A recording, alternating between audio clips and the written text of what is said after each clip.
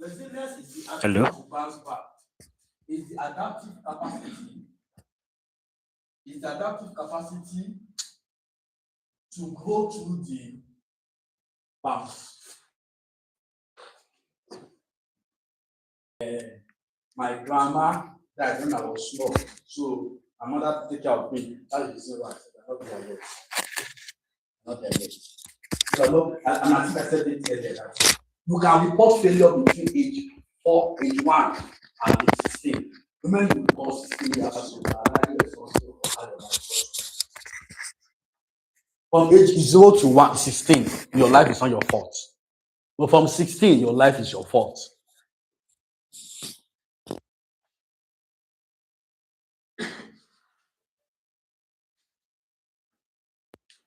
Self-leaders view setback as data, not definitions of their worth. So how do you see setback? There's something we call failure as an event and failure as a person. If I do something that fail, and now this is a Guinness World Record, I'm trying to break the record. And I think I've done like 13 hours now. I still have a lot of hours to go. I'm not even halfway. Now, if this attempt go as it goes, let's assume that I didn't do it, or I didn't get there eventually. I did not fail as a person. It is the project that failed. I'm still who I am. So you have to be defining events from a person. So don't say I have failed. No, the project failed. Not that you failed, the project failed.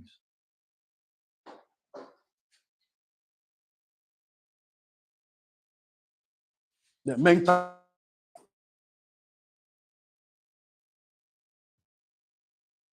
How are you managing your energy?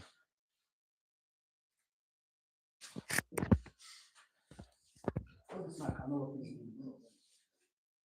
think all the battles are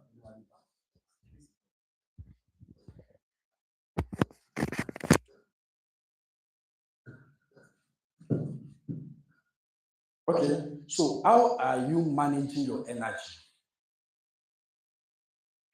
Not just time.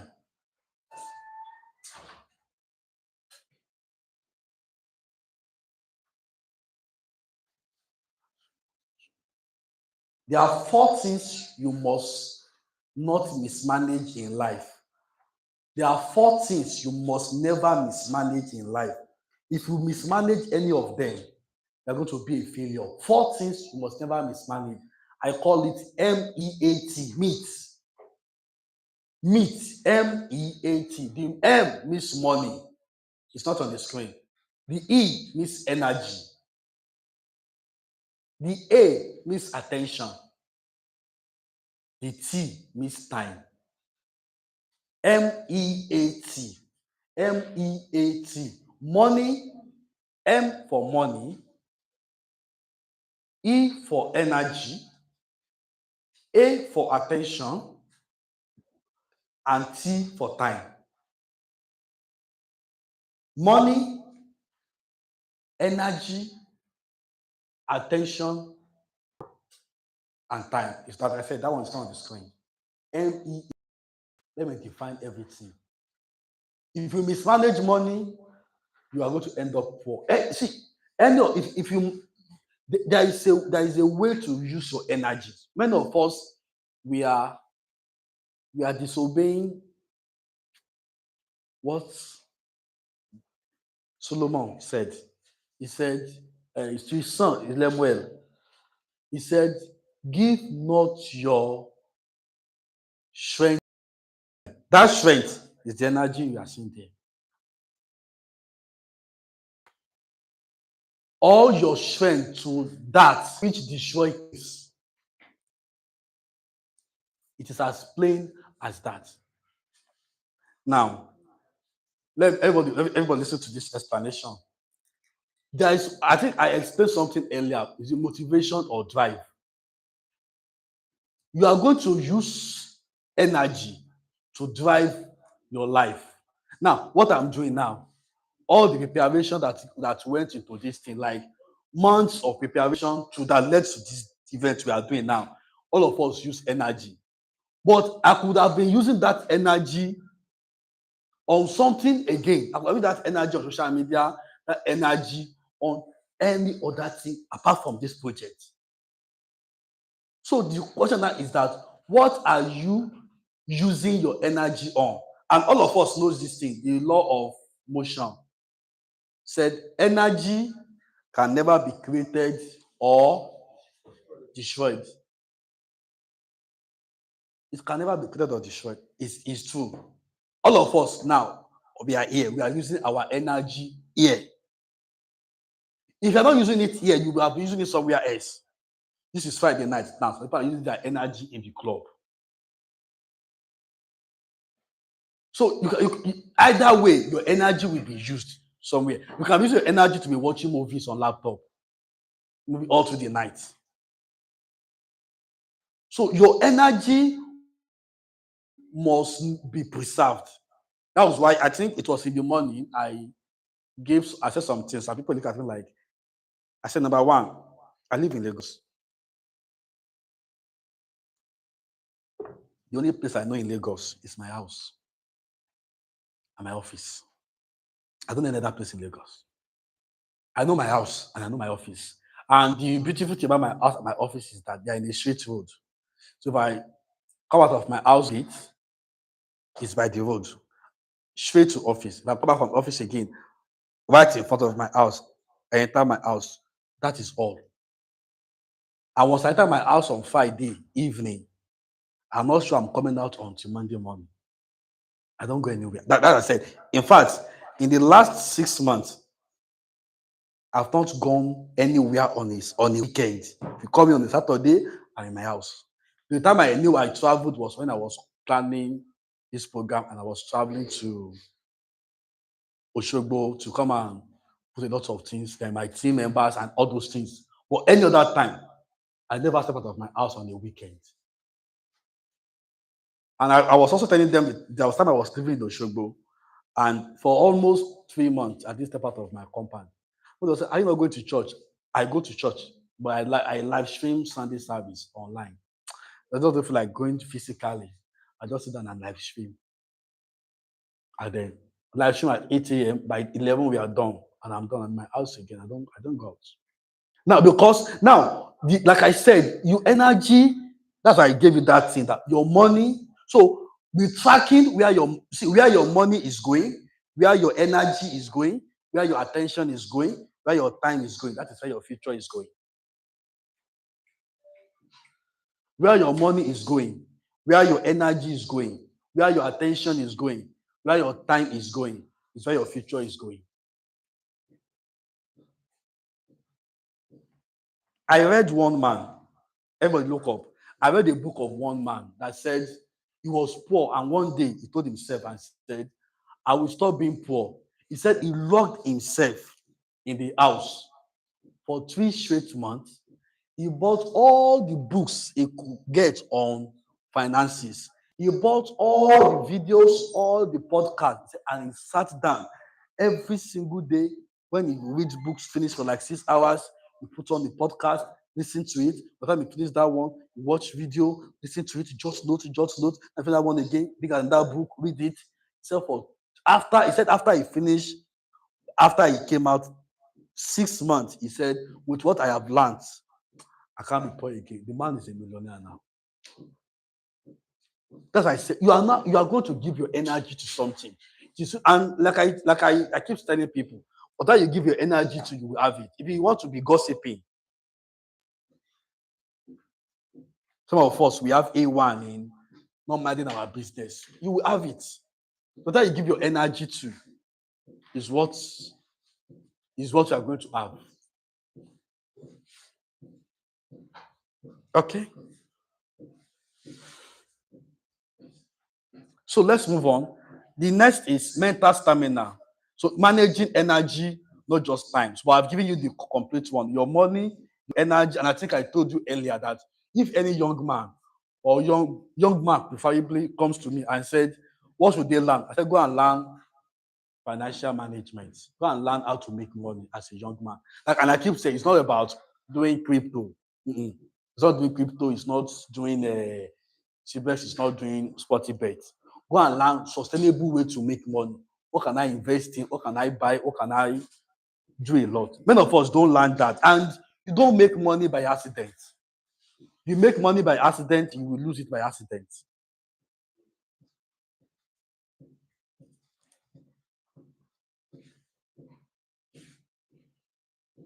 So next is stress threshold. Like I said, how you manage stress can either destroy you or make you. How you manage stress can either destroy you or make you. How you manage stress can either destroy you or make you. So manage stress effectively. Next is, so let me ask all of us, how do you manage stress? How do you manage stress? Adebola, how do you manage stress?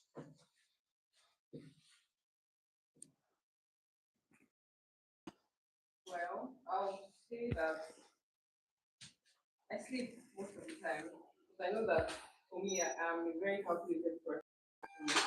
Sleep right, sleeping right. So most times, most of the stress I do experience is mostly calculated. So most of them I sleep, and sometimes my stress can be probably mental health. And for that, I do therapy, writing, just writing my thoughts, journaling, and reading. Yes, reading can be comforting. I think that's all. Okay. Okay. If I call Precious now, wait, what did I do for this man? So I won't call you. Daniel, how do you manage stress? You watch Premier League. Voice prompt off. You take a walk. Everybody is saying nice things about how they manage stress. What are the bad ways by which you manage stress? You post. You ghost. You ghost who? Okay. So let's move on. But you have to know how to know your stress triggers and how to manage stress. I don't like being stressed. When I'm stressed, I sleep. When I'm stressed, I call my friends and I gist with them. One of my closest friends is this. When I'm stressed, I call him, I gist with him, and I abuse him very well. Not the abuse of abuse. So I yab him, I banter him, I ask of Chioma. Although Chioma does not exist, I ask of Chioma. I banter him, we laugh, we gist. So in fact, sometimes I can be on call with him for straight 2 hours.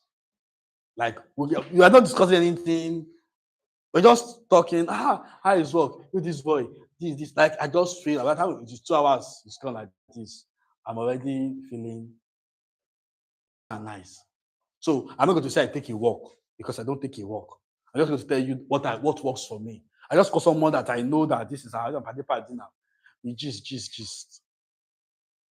And sometimes once in a while, only like once in a like once in 2 or 3 months, I watch Netflix. I just watch Netflix to just of course I don't do video. Generally, I don't do watching video. My laptop is here. There's no video on this laptop. And I think if you check, they posted it on my socials some 2 weeks ago. Fun fact about me. One of it is that since I've been using phone, I've used more than 5 phones. None of my phone had games. You don't see game on my. I don't play game on my phone. And none of them has video. I don't have video on my phone. Even music video, even Christian video, they're not even on my phone. I don't keep them on my phone for any reason. I know I have very strange this thing, but that is just no, because what I discovered about myself is that I get easily distracted. It's a weakness I discovered. Themselves, but I know myself that I get easy. So I just do away with those things. I can just do away with them. So you can if I have my laptop now, I think My phone was with people for some. I just got my phone now a few minutes ago. That's been with people for almost since yesterday afternoon. There's no, they can't play video on it. They can't watch game on it. There's nothing that is there. Nothing. And my laptop too is here. You can't. There's no video on it, so you can't even watch video on my laptop. Just something I don't just do. Like I said, it distracts me, and I have a lot of things to do with my life, so I just deal with it. But when I'm stressed, I'm just telling my stress. When I'm stressed now, and then I don't have Netflix account, but I have friends that have Netflix. I just text the person or DM the person, one of my friends in the US. Please, I want to use your Netflix to I just go there, just search for something nice. 2, 3 hours, I watch it, I feel better. And then that's all. That is 1 month, maybe in 2 months. But like I said, I don't have it. Like I said, when something is your temptation, just do away with it. It's not like I said, it may look odd, but that is what works for me. I'm not saying anybody should do away with it, but that's what works for me. So there is no way so once I'm with my phone, there is no Instagram, there is no Netflix, there is no video. I'm productive. Like there's only WhatsApp. What distraction on WhatsApp are not plenty. And so that you won't say I sent you a message. I've switched off my so that also saves me a lot of distraction also. It's as much as I could. For me. Then lastly, renewal. Then you have to know how to rest. You have to know how to rest. You must know how to rest. Let me say that you must know how to rest properly. Many of us make mistake. Many of us make mistake. When we want to rest, we rest the wrong way. I preach a message, and then there is difference between there is rest and there is rest. You must know where not to rest. Write it down. You must know where not to rest. You must know where to rest. You must know where not to rest. And I'm saying this because many of you here are young men and young ladies. As a young man, you must know where not to rest. And as a young lady too, you must know where not to rest. I'm just telling you a very honest discussion. Rest at the wrong place, at the wrong time, and they find themselves doing the wrong thing. You must also know not to rest. You must know the place of your rest. You must know the place that is not your place of rest. Because every time people get into problem in life, it's because they rested at the wrong place.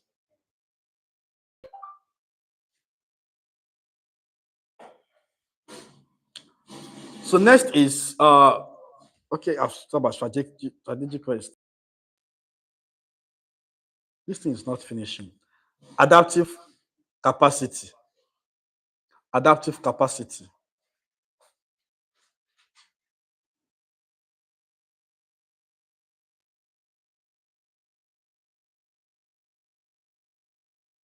There's some problem, and I think that also reinforces what I've been saying. There's some problems that will not change, that you are the one that needs to change. The problem will not change, it is you that will change. Many of us want to change things. Some things will not change, you are the one that will change. Some things will not change. You are the one that will change. And sometimes when you change, this man now is my friend, and there's some habit he has that I don't like. Maybe we are living together now, and when he comes back from, just throw his socks and his shoe everywhere. And I'm telling him, Abiodun, please, when you come back, and he does it, shout. He will not change. What do I need to do? I need to change. Change means that I need to just understand that that's going to be, and I'm going to leave him alone. And I'm also saying this because if you are going to live with people, I think I said it, I don't know where I said it, but the most difficult part of life is living with people. Living with people is problematic. I've lived with people have lived with me. It's difficult. But living with people is good, especially before you get married. Why is that? relationship, you say, but all the leaders now, nobody has said, You better I say marriage.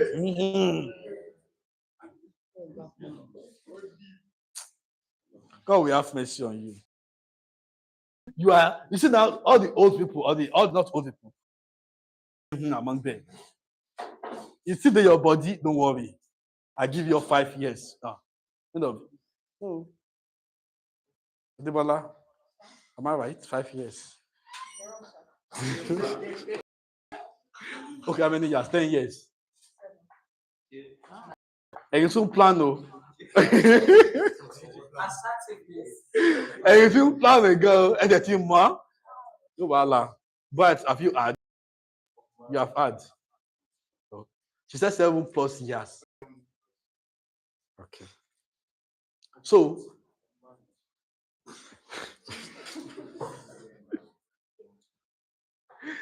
what are we talking about? Don't stress me. If you cannot help me, don't stress me. Okay, so what this person is saying is that sometimes it is the problem will not change. Your husband will not change. Your wife will not change. You have to accept. That's one of the realities of marriage. There's some things you have to accept in marriage. Change. Or you have to accept that you will not change and you accept it. About it, you're going to be a complaining and bitter person.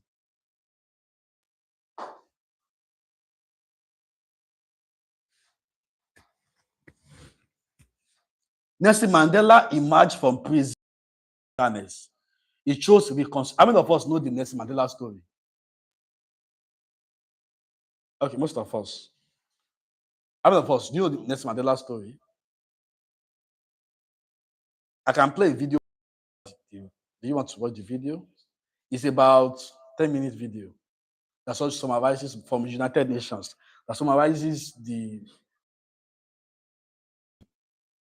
Let's have it as a case study.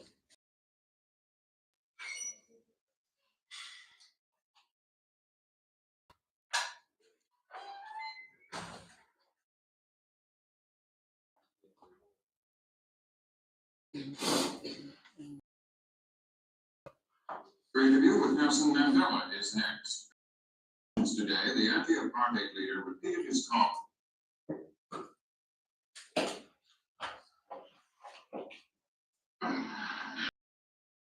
Today, you're going to be Nelson. So, he will be known to the world as Nelson Mandela. As the son of a chief, Nelson Mandela had access to the best in South Africa at the time. Studying at university, where he first became involved in student protests. His refusal to accept injustice, unfairness, and inequality. Africa, 1941. In his early 20s, Nelson Mandela moved to Johannesburg, where he first encountered the racial discrimination that was ignored by the apartheid government. Working on the mines, and later as a drug in law firm, Mandela pursued his law studies and joined the African National Congress, his black political organization. It's a case study, so please listen. It's not just a distraction. It's a case study, so we are going to discuss on it. When I came into the African National Congress, that I realized that councils are only part. You see, was to unite out of the nation. In 1948, the nationalist government was voted into power by the white electorate in South Africa, and the battle lines were clearly drawn. The Congress calls us life, because we now know we have energy in power. And I think that we're going to have a better opportunity of mobilizing our people. Now, let us see if one Africans were apartheid. And I'm afraid that is being misunderstood so often. It could just as easily, and perhaps much better, be described as a policy of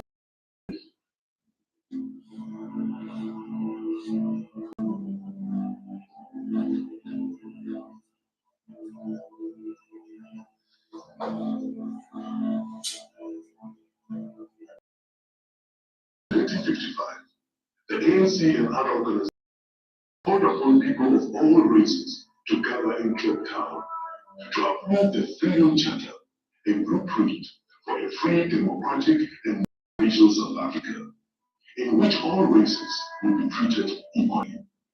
Nelson Mandela, one of the chief organizers of the gathering, was banned by the government from attending and was forced to watch proceedings from the sidelines.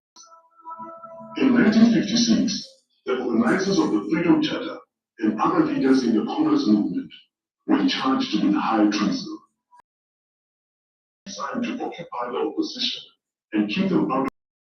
It dragged on for 4.5 years, and it would be another 40 years before the Freedom Charter finally bore fruit. South Africa, 1960, Sharpeville, a black township in the western area south of Johannesburg. A peaceful crowd gathered to protest against the past laws was shot at by police. 9 people died. The national government imposed martial law. All opposition was banned and thousands were jailed.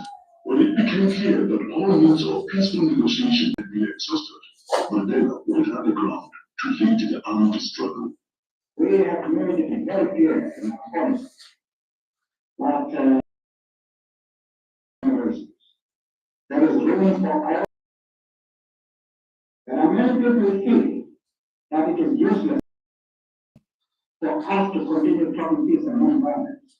And the president, whose reply is on the subject text and an unarmed defensive speech.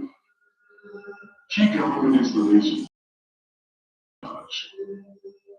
Mandela became known as the Black Pimpernel. In 1962, Mandela was captured, charged with leaving the country illegally, and sentenced to imprisonment for 5 years. Afterwards, his ANC comrades were captured with evidence which incriminated Mandela. He returned to court for the Rwanda trial, where he and 8 others faced a possible death penalty. That speech was consolidated the of the people because it was a defiance to it. I have fought against white domination, and I have fought against black domination. I have challenged the idea of a democratic in which all vessels live in harmony and with equal opportunity. It is an idea which I hope to live to achieve. But if need be, it is an idea for which I am prepared to die. Several of his colleagues were sentenced to life in prison. The political convict was sent to Robben Island, the Big Island prison of the Western Cape Coast. Nelson Mandela was 45 years old when he became prisoner number 406 of 1964. Early 70s, before he would again be a free man. Forced to perform futile hard labor in a lime quarry, the prisoners refused to be broken. Far from being diminished, extension continued to grow while he was in prison. His young wife, Winnie, continued to be an inspiration to the struggle.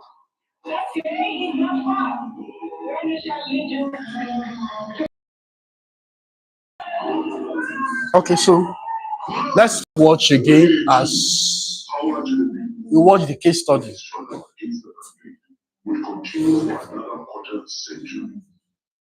While and his co-accused served life sentences on Robben Island, other leaders of all races and in all spheres campaigned for change. Many faced imprisonment or exile. And around the world, ordinary people showed their horror of apartheid and their support for the struggle. The purpose, friends of this program, is for the people of Britain to register on the widest possible scale their passionate protest against an evil and repulsive doctrine which says that a man's legal status, a man's economic opportunities, a man's social position shall depend solely upon the color of his skin. But in 1976, Soweto school children marched in protest, and townships around the country erupted in violence. It was the beginning of the end, but the struggle dragged on for more than a decade. The nationalist government came to power. And prayer. Has been wrong.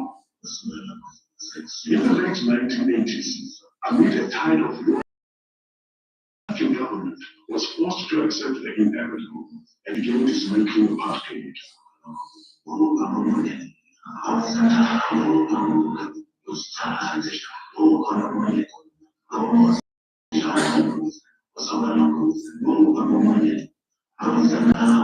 In 1990, at the age of 71, Mandela was released unconditionally.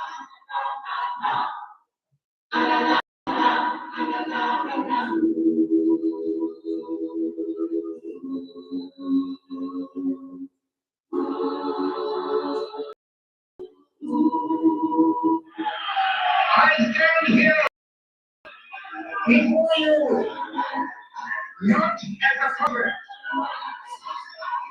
but as a humble servant of you, the people. I place the remaining years of my life in your hands. After leading negotiations for a new South Africa, Nelson Mandela cast his vote in the first free and democratic election and became the country's first black president. Never, and never again shall that this beautiful earth without letting us feel the oppression of one by another.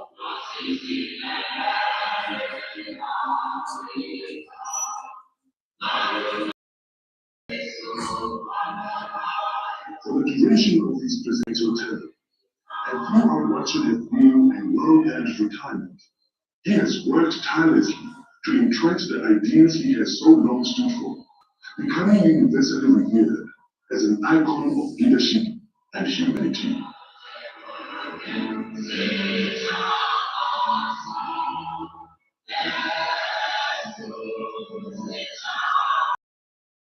That I wanted to retire, he cried, "Coach, you are retired." If that is the that I'm retiring from retirement. For his retirement from retirement, Nelson Mandela has continued to give his support and generosity in countless ways. Yes, through the Nelson Mandela Foundation, Children's Fund, the Mandela Rhodes Foundation, the Nelson Mandela Institute for Education and Rural Development, and the 46664 campaign. Through 4666, he continues to lend the full force of his extraordinary talent, intellect, and heart to a program that faces not only his own country, but the world at large. Nelson Mandela, we salute you. Okay, so now we have gone through our case study, and then let's go back to and let's analyze what is next. Okay, so he spent 27 years in prison, and Mandela emerged from prison without bitterness, choosing reconciliation. This level of restraint was internal governance under extreme pressure. What is your current prison or constraint? Are you responding to it? Now, let me give you a better picture of what happened in South Africa. It was the problem with South Africa. They got independence and was in prison for 27 years. The issue all of us were colonized by British. How many of us are aware? All of us are aware now. But there's a difference between their own. In South Africa, they separated the whites from the blacks. So the whites has their own neighborhoods. The black has their own neighborhood. So whites cannot live where the black are living. You can't even go near them. There is a bus that the white for the whites that the black can never enter. So if you are going on the road now, all the cars, all the buses can be like now. All of them are white buses. You cannot board it. You will have to wait for the bus that will carry the black in your own country. So now, when he became president, there was now a small issue.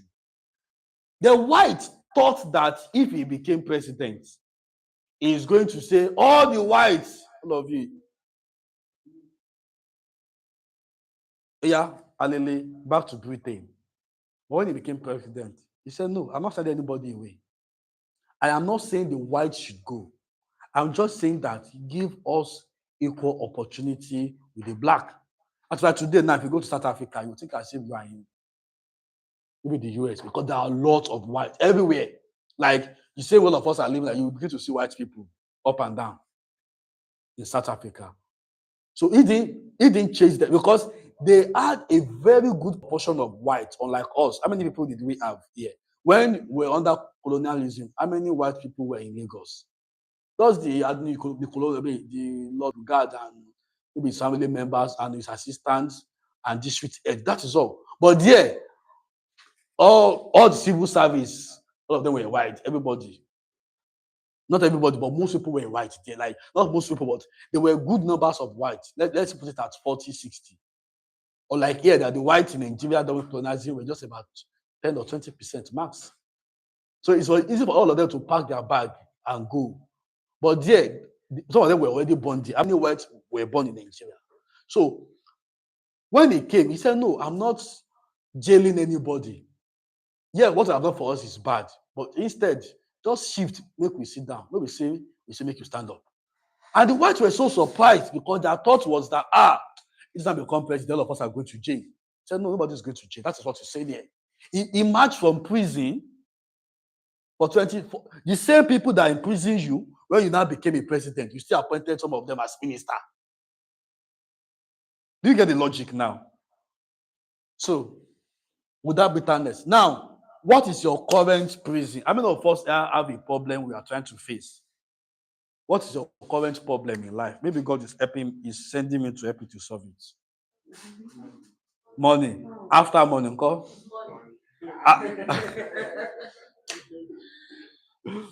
Okay, put that money aside. What is your problem? You are a thief.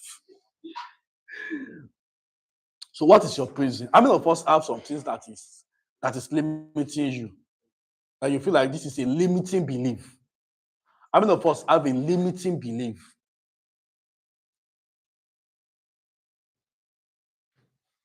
How many of us have a limiting belief?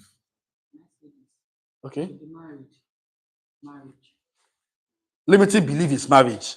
Please, so don't scare us. Don't scare us singles.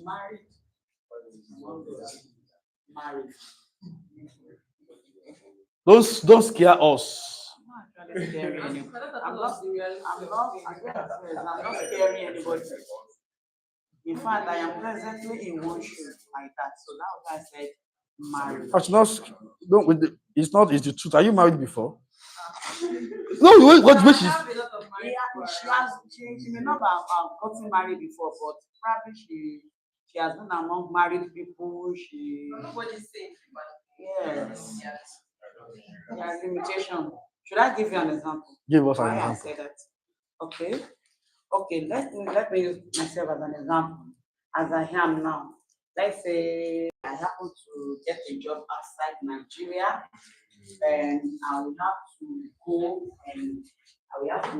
The condition attached to it is Now you can't bring your family, you still have to come alone for some years, then after working for some It's years, very active also. then you now be bound to bring your family How along. many of them? In which I will need that is really Is that young? in which I will need to sit down and dialogue with my man, okay? Oh, but what's the problem for your man? No, that kind of response now. It is I should not go. And you know, so you are go and use it. So our mother's But response. if I should look at it very well, Mama will say, should I pursue my career or should I pursue my home? Should I hold on to my home or pursue the career? So that's the limiting factor for me as a married woman to forge ahead. At least the same just single, I won't even look at anybody. If I have a boyfriend, if it is not pleasant with you, because I my brother, let me pursue my career. I want to play with that. But because we married, we get the family, my me, my home, my this and that. It's a very big one for marriage. It is easier for husband, for a man to relocate, to move to, or for a woman or a man to sit down and think twice. Adebola. Sir, So, okay, what other limiting beliefs do we have? Our parents.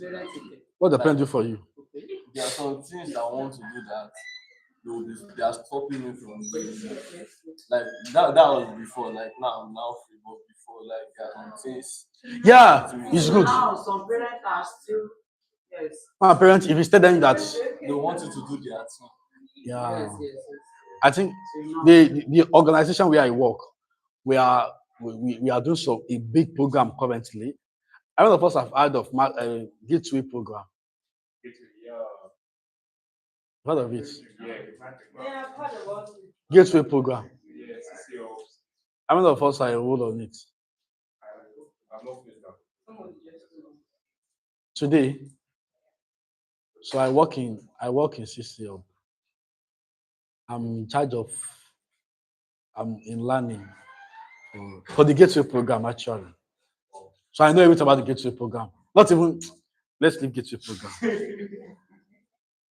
But if you want to enroll, I wanted to use Gateway program as an example. I didn't know that some of you know the Gateway program. I think we are having an hub at this is your hub in an assembly. Yes. I think JD posted it at the time. But anyway, that was by the way. But the important thing actually is one of the things that we were seeking to accomplish with the Gateway program is also to overcome the limiting belief about gig workers.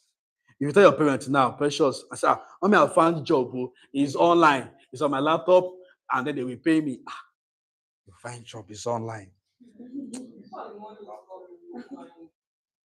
How many of you with your parents' mind, if you say they have job, and every day you're always in your room, locked up in your room, person laptop. How many of you your parents will? How many of you with your parents will be worried that you feel like your parents will shall raise alarm? One more year.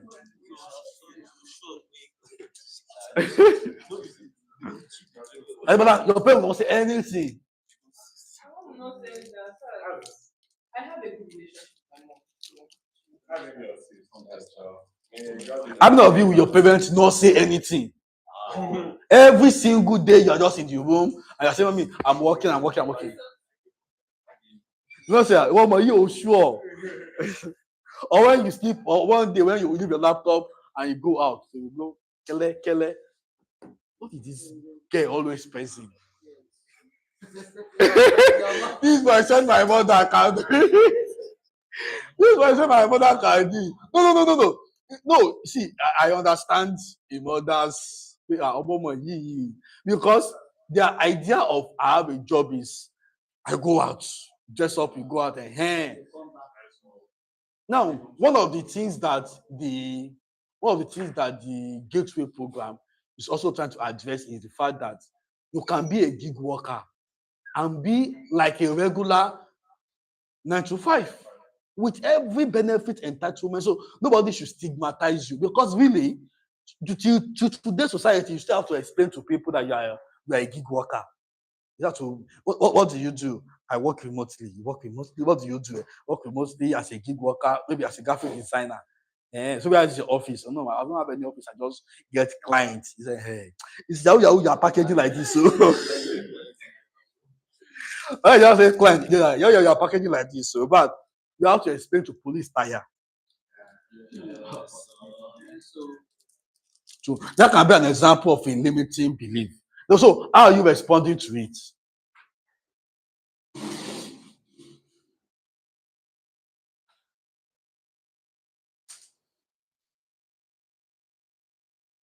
How are you responding to your limit? Not this one alone. How are you responding to your limiting belief? Question: how are you responding to your limiting belief? Well, if I'm able to answer it, Okay. I believe that exposure is very good. If let's say you're around a certain group of people, and from experience, there's some things that changed drastically in my life when I started change my circle, like people I find intimate. And there are sometimes that you might not even have limiting beliefs, that is people that you're walking around that will impose those limiting beliefs on you. For example, there are some people that believe that money is everything. And I'm somebody that believes that if I want something to be done, I will get it done, money or no money. And I have, but there came a time that I used to move with people mostly that it's always money. If it's not money today, it's money tomorrow. If it's not money tomorrow, it's money the after tomorrow. I understand that money is important. But for someone that does not have it generally, you have to learn to leverage on that thing. And when I changed myself, it seemed encouraging, and I had exposure from other people's point of view and other lenses. So I believe that that's a very good starting point, basically. Just exposure, try to shuffle yourself once, see how it works in other people's lenses. Okay. Another person and how they are responding to their limiting beliefs. But I love your response about, and I think I've addressed it previously, that your circle determines everything. Like, I cannot get that enough. Everybody that is supporting me on this project, that are my team members, I told you earlier, all of them are people in my circle. If you know me very well or my status, all of them, Jakes, everybody, they're my people. And so the circle you find yourself determines how you move forward. That's why I said it, that you have more chances when you change your circle. It's not every time you are relating with people on the same level. Relate higher, connect higher. Okay. I've been a bit Okay. stereotype of I don't go out, I should go be social, I don't have to do very social stuff. I don't have to do much social stuff, but I can do for a long time now. I'm someone that tries when I'm alone. Yeah, I've been in hospital. I always find myself trying to better when I'm alone. So, but I've also found myself in a lot of leadership positions. And leadership positions demand that you interact with people, you do teamwork with people and stuff like that. So, my bad habit of know what to interact with people, I just usually mask it out. Or I need to go out, or I don't really need to interact. Or all I do is give instruction and hang out. So when these people in general don't usually give me what I've planned in my head or something like that, I think that it is their fault. It is not my fault. And I don't really need to do much of interacting with them. So it was just recently that, like she said, exposure is very important because I looked at the people around me that were actually doing really well in their leadership or their involvement. And I realized one thing was obvious. None of them did it on their own. I mean, that saying of if you want to go fast, go alone. If you want to go far, go with people.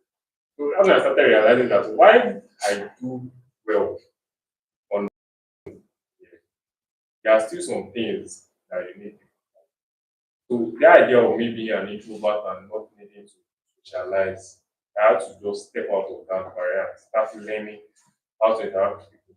I had to learn that sometimes you have to do some things even when you're not comfortable, and if it is necessary. So And I was really surprised because how would not I notice that I was falling into a trap that I myself was to preach again? Because at some point in time, I believe in zodiac signs. And you know how people act now, like if someone is rude now, they'll be like, oh, that's my zodiac sign, I'm a Gemini or I'm a Libra. So for quite a number of times, I was like, having for a certain period, I was like, why do people take these things to heart? Like, but little did I know that even me said, you guys call myself an introvert around. Little did I know that I was also limiting it in my own activities. So yeah, now I'm trying to interact with more people. Okay, thank you very much for that answer. So, who else again want to tell us their limiting beliefs and how they your current prison or your limiting belief, and what is your current prison or constraint?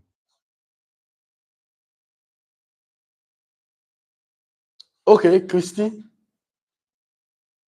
Okay, so I think for the longest time, or improving, I struggle with people that are not in the same that maybe the proper word to use is people that are below you in terms of value wise. So I'm very high on. I think we should be able to have a good intellectual conversation. So when I meet people that are just there, I'm like so I can know but that relationship, that bonding, so I can just be just try to mingle around. But lately I'm learning how to I mean, relate with everybody and not have serious conversation because I can be a kind of person that I'm just meeting you for the person and then we're talking. I'm like, oh, I'm working on this, so just. But now I'm learning how to say hi, how are you? I've been I mean, so I just align the conversation, just talking random things and not serious. Okay, thank you very much. Thank you, thank you, thank you. Okay, anyone wants to respond?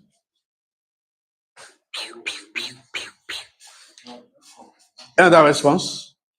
Okay, it's okay. You can talk.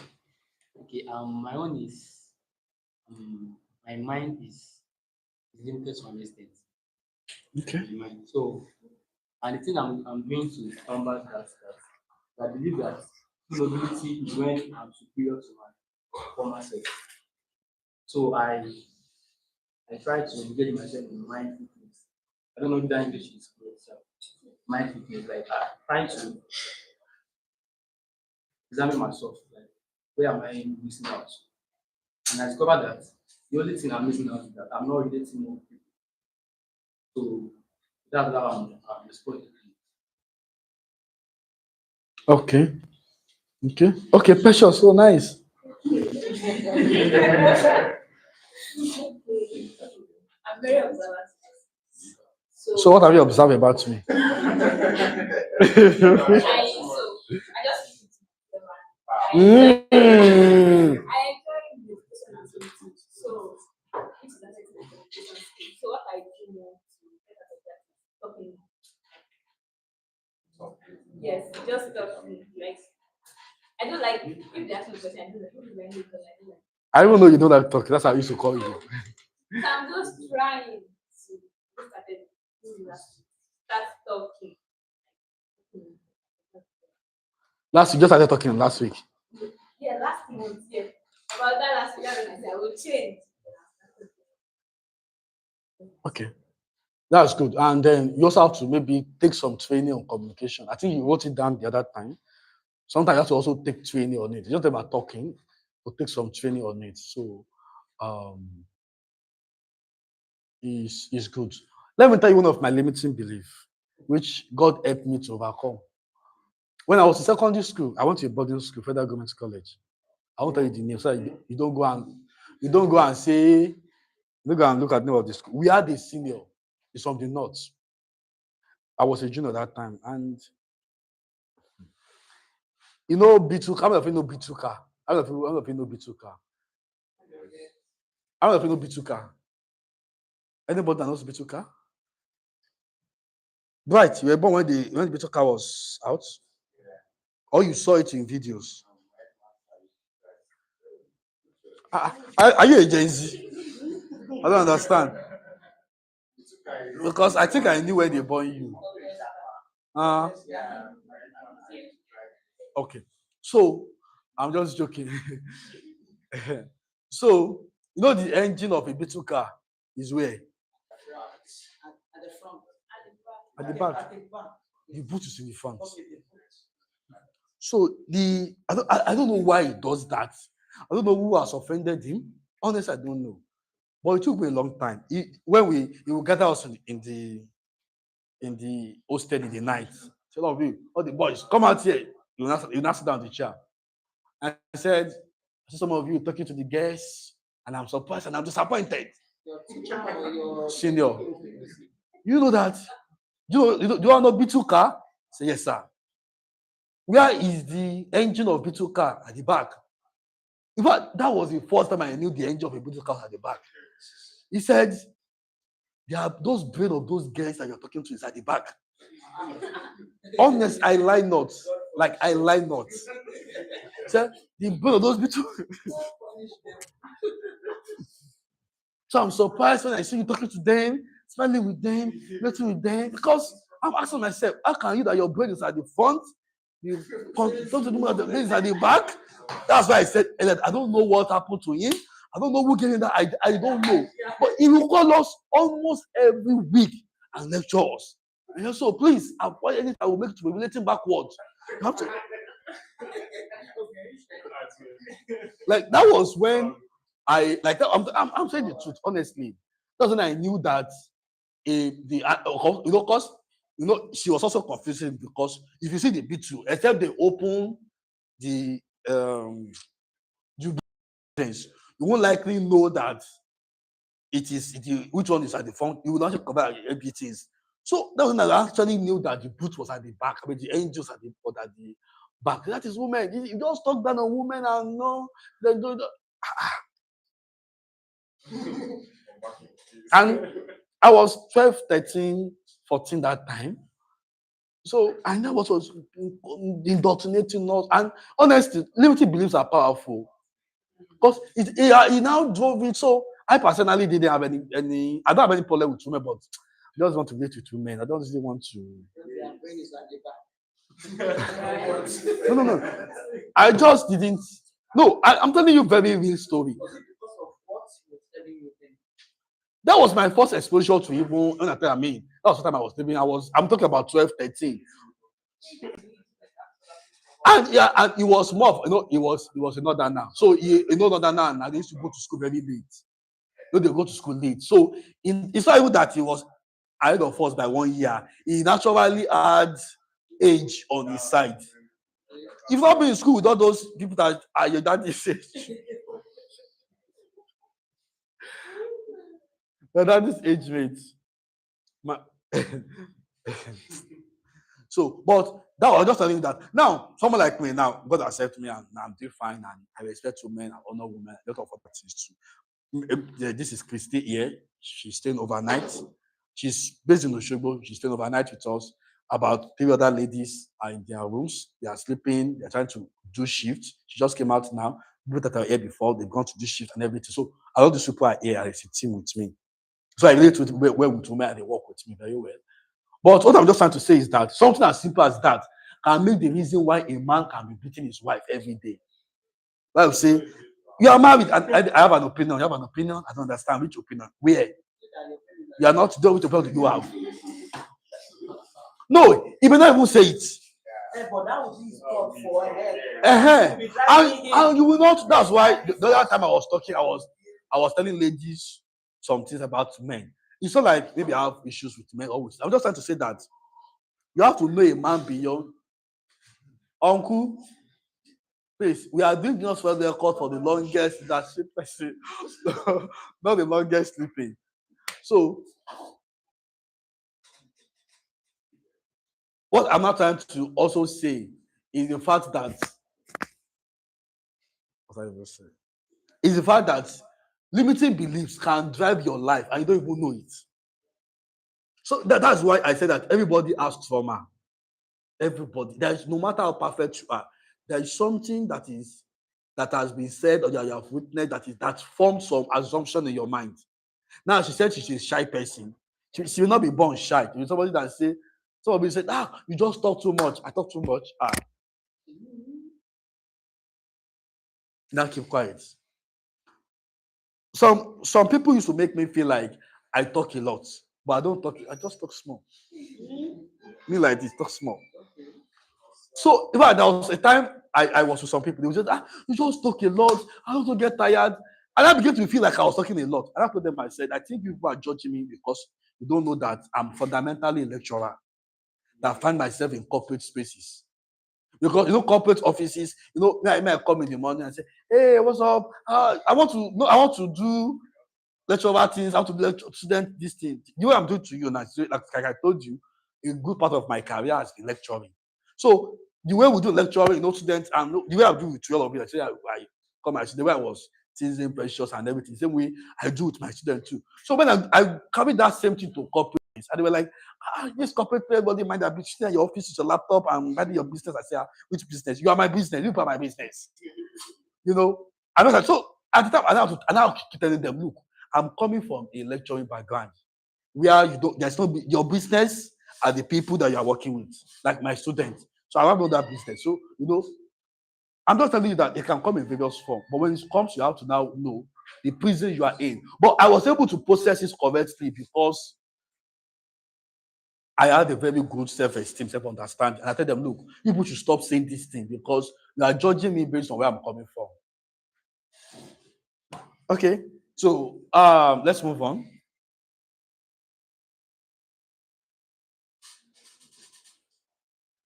Blueprint for performance. Blueprint for performance.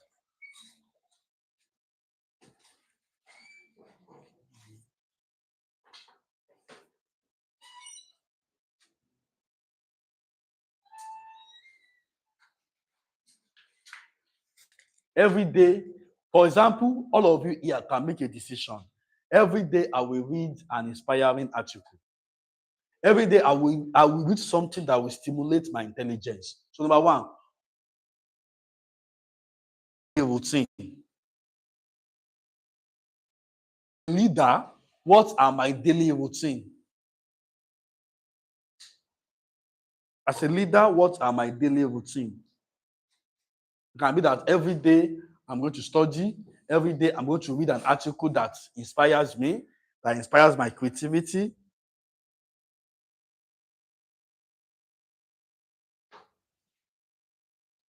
The next is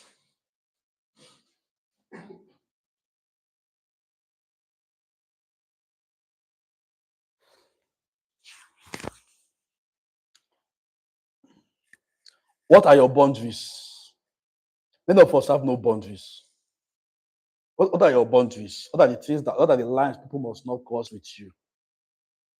Many of us have no boundaries. Anything goes. And when anything goes, your life will go anyhow.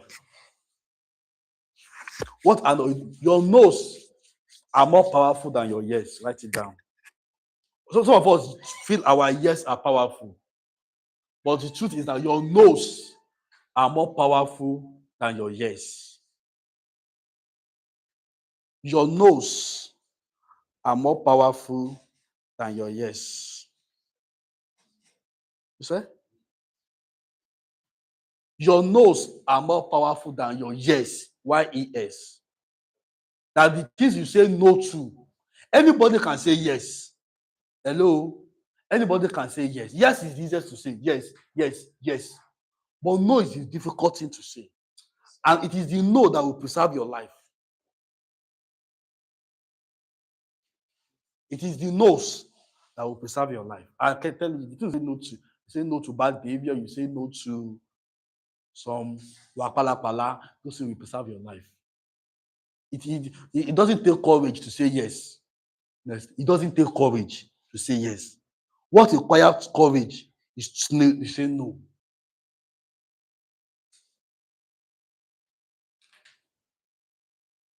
You can also put it down that it doesn't take courage. Anybody can. It's not yes, just to say yes.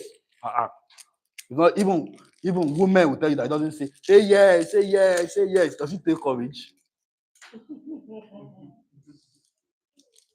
But have you Have you heard them saying, say no, say no, say no? That one requires courage.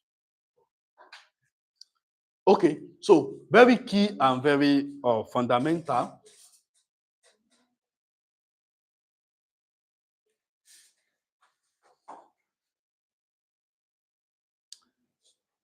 Now, another statement I want you to write down is no is a complete sentence.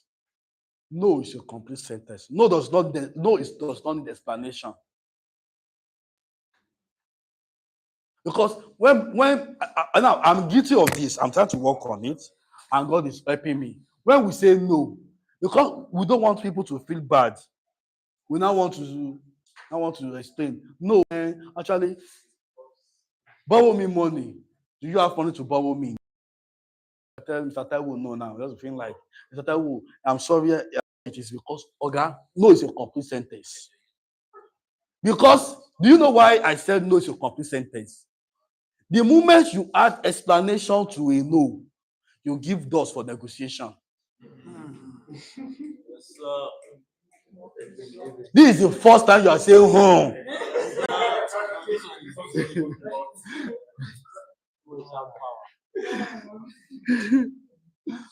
So write it down that no is a complete sentence. No explanation. Because when you give explanation to a no, you open room for negotiation.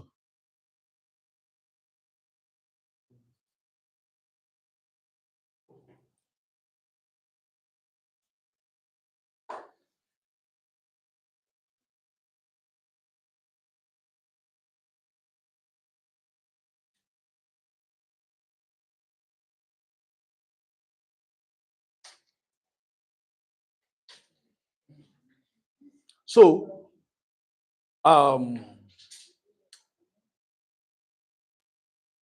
when you say no, I don't need explanation.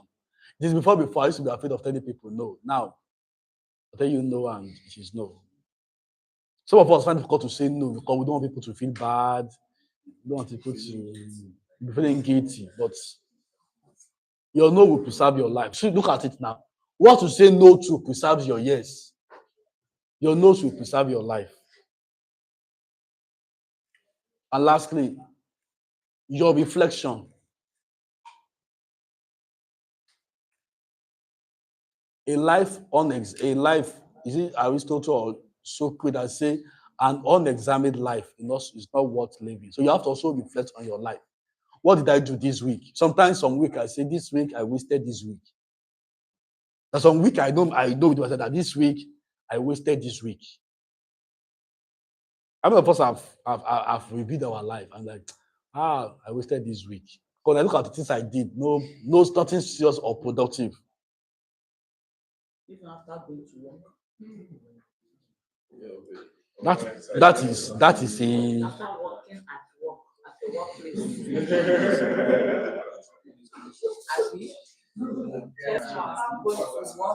workplace. Working at the workplace. No, work is like I've explained, work is not an end, what was a means to an end. So it's not the work that matters, it's what was accomplished at work. Is the dichotomy of busy and productive. You can be busy. I don't want that. It's okay. It's like the thought of being busy and being productive. So you can be at work and you are not productive. You can be at work working and not productive.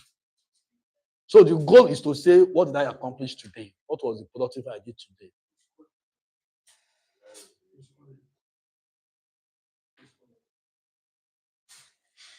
Next is, so that's your reflection, analyzing your life.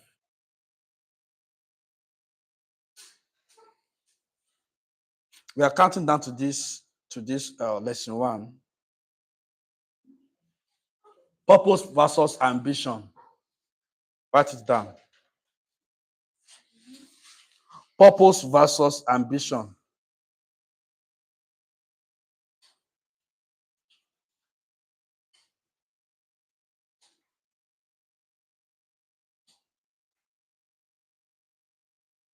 Purpose versus ambition. What is ambition? Ambition is the desire to achieve.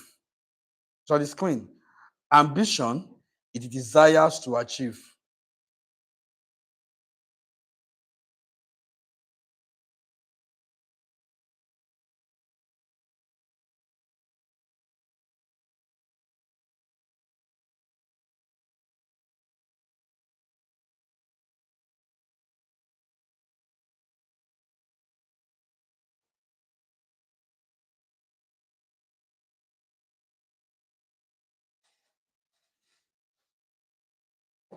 Purpose is the reason for the accomplishment.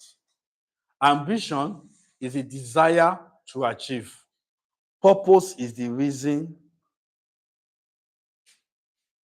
for the achievement. What it means is that purpose is the why behind the what. Purpose is the why behind the what. So ambition must rest on purpose to be safe. Ambition must rest on, as a leader, leading yourself, ambition must rest on purpose to be safe.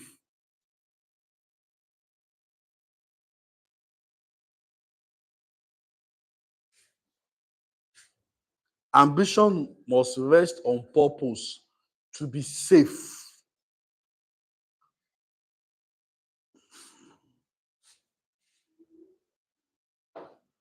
Ambition must rest on purpose to be safe.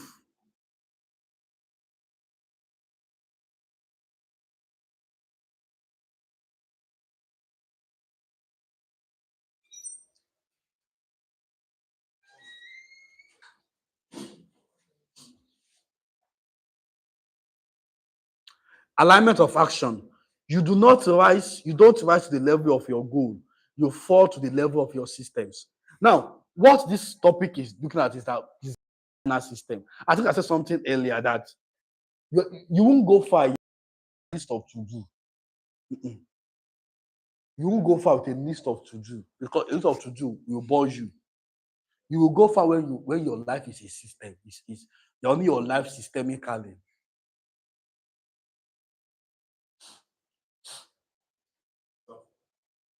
What did you mean by ambition must rest on purpose? You can have a destructive ambition. That's simply what it means. You can have a destructive ambition. But now, what was the ambition of Adolf Hitler?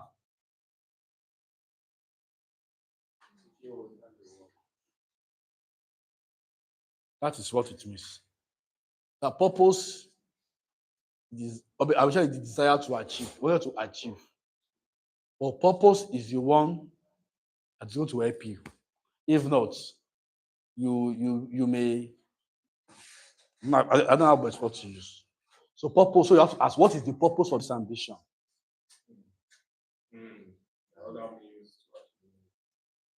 That's why it is not all ambition that is worth pursuing. You can have an ambition to wipe out. I just use Adolf Hitler as a case study. There can be 1,001 ambition. Design structured routines that make desire easier to execute and bridge the and impact. Have a structured routine. That I said, don't live your life on to-do. Have a routine. What are the things I'm going to do every day? Not to do, but systemic things. Very key and very important. That's why I told you my own daily routine, that I read articles that stimulate my intelligence every day. Not just stimulate, I make me to think. Because if you want to be on social media is entertainment, and entertainment is amuse. What's the meaning of amuse? What's the meaning of muse? What is the meaning of muse? Muse, M-U-S-E. Eh? No, M-U-S-E. What is of muse? It's a common English word. Eh? It's funny. Means to think deeply. Yeah. that inspires you. There's no marker in this place. There's no marker. Muse, M-U-S-E, is different from amuse, A-M-U-S-E. Now, muse as a word means to think deeply. When you now add to it, Not.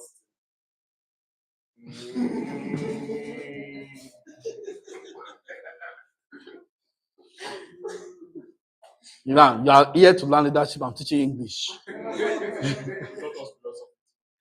I got the philosophy too. And relationship this thing. That's a full package. Amusement is a form of fun that is designed not to make you to think about your life. So when you hear amusement park, it's a park where you go not to think. No, that is the meaning. It is not me. The issue is that many of us have actually thought about it. That is the meaning. Muse means get your dictionary. Muse means to think. Amuse means not to think, but to have fun. So when you talk about amusement park, is a park where what you do is to go and have fun. And the fun is to not make you to think.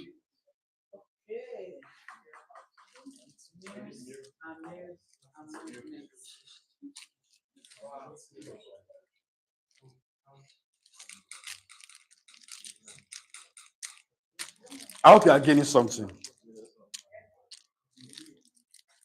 So,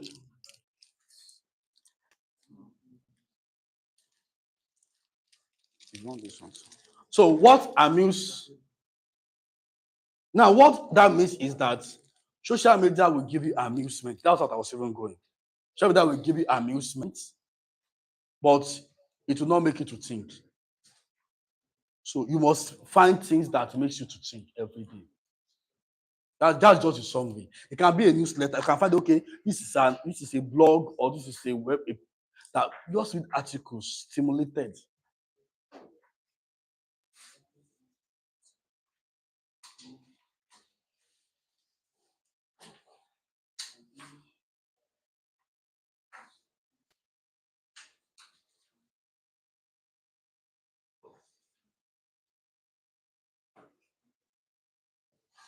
The next thing now. Adebola Mungbo. So don't you feel like if you actually use social media with purpose, it's actually doing the purpose of actually getting like what we're like planning to do? Same thing, purpose. But I just feel like sometimes we use this social media in the light of distractions, which it does sometimes, understandably. But I feel like from experience, I feel like Instagram would be my favorite social media, and not just because of videos and anything, because quite the contrary, my Instagram is very, very boring compared to like average person, because this is more about geopolitics and more about advocacy, what I'm into. So I believe that social media is more like an enlightenment and a place of exposure for me. So it's more like I'm going back to see, update myself on things that I can actually work on. So when we portray social media in the light that, oh, social media is always very distracting, I just feel like what we feed ourselves. And when we find purpose, there's a way we can also channel that energy to also like searching for things of interest by channeling the algorithm, like searching for things. Then from there they bring more suggestions, then it piques your interest. It's just like giving like a negative dopamine level. Like instead of distracting one, you're getting more dopamine on actually what you're interested in. And that's what Instagram will do to you. So there are actually a lot of social media platforms that would advise on that. But a lot of others that would not advise. See, definitely. So I feel like that's my take on it. Okay, but do you remember that time I said social media is a double-edged sword? I was not here. Maybe you're not here. Outside of that, I said social media is a double-edged sword. But I said it at the time, if you remember. Okay. So they didn't start the session with us. No, it was this session. This session. But before they came a bit late. So I said that social media is a double-edged sword. It offers you both. Of course, and I'm happy you balanced it out that there are distractions. But like I said, what works for everybody is different. So everybody, that's why I said it maybe before you came, that everybody should just choose their choosing. But essentially, social media was designed for socialization. That's the name. It is not having another name. That's why they separated it from blog. You don't go to blog for amusement. You go to blog and able to read interesting content, stimulating content. But social media was designed to socialize, to make you connect, have fun with people, and stuff like that too. Now, my mentor will say, social media will give you God, it will give you the devil. It depends on what you are doing with your body. Your phone can make you to be committing secret sin, and can still make you to build intimacy with God or to build habit for the future. It all depends on what you are doing on the screen. That is just the same way. So we cannot also throw the baby away, the bathwater. So we have to also balance it. So I'm not against. I'm just saying that it offers a lot of distractions, especially for young people.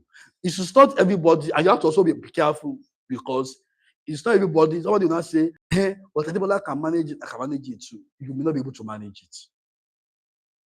So it is no point to say, let me see how far I can go with I don't know best to how far I can go with a wild dog before it bites me.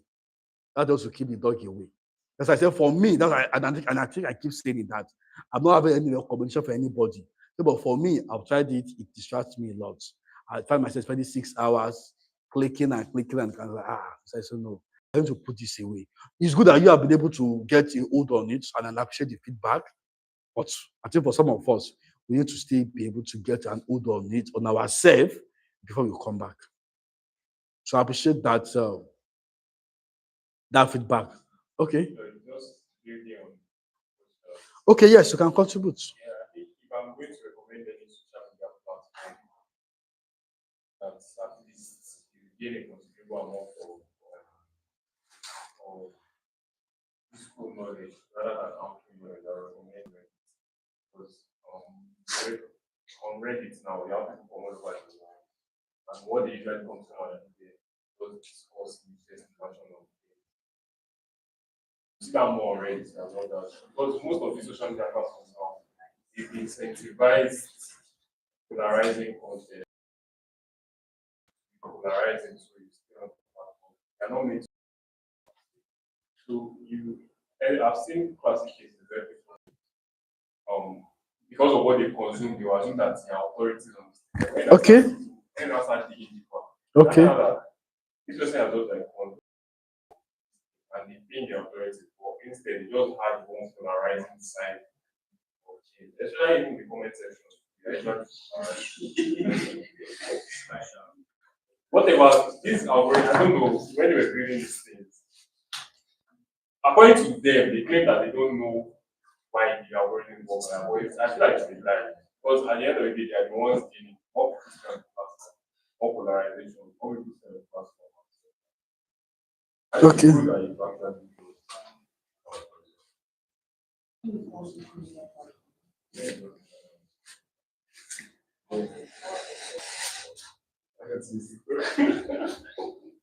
Okay. So it's okay. I appreciate the feedback. Any other contribution before we move up?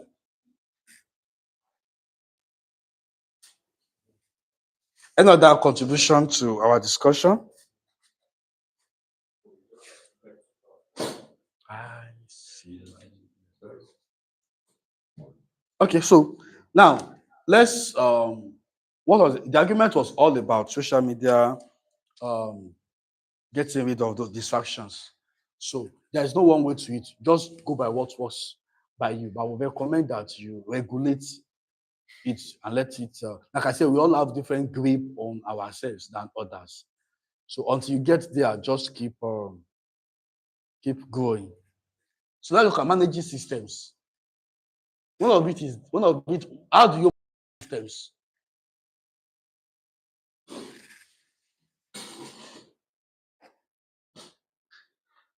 How do you manage systems?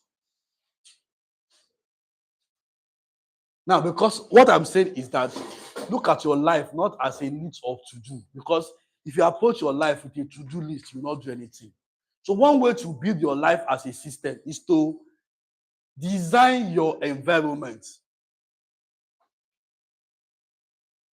Some of us, the environment we are in is not conducive for the kind of result we want to get. And let me say this to you. Your environment is perfectly designed for the kind of results you are getting. Write it down. Your environment is perfectly designed for the kind of results you are getting. Your environment is perfectly designed for the kind of results you are getting.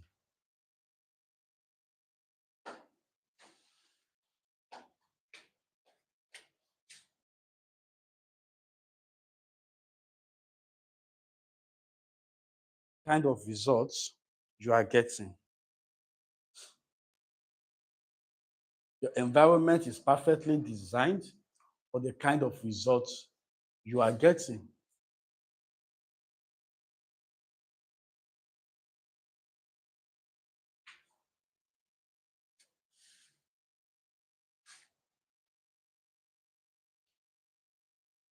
So you have to design your environment to support the change you want in that environment. That's what I'm trying to say. So if you want to grow, is your environment conducive for your growth? So your environment can be killing your growth.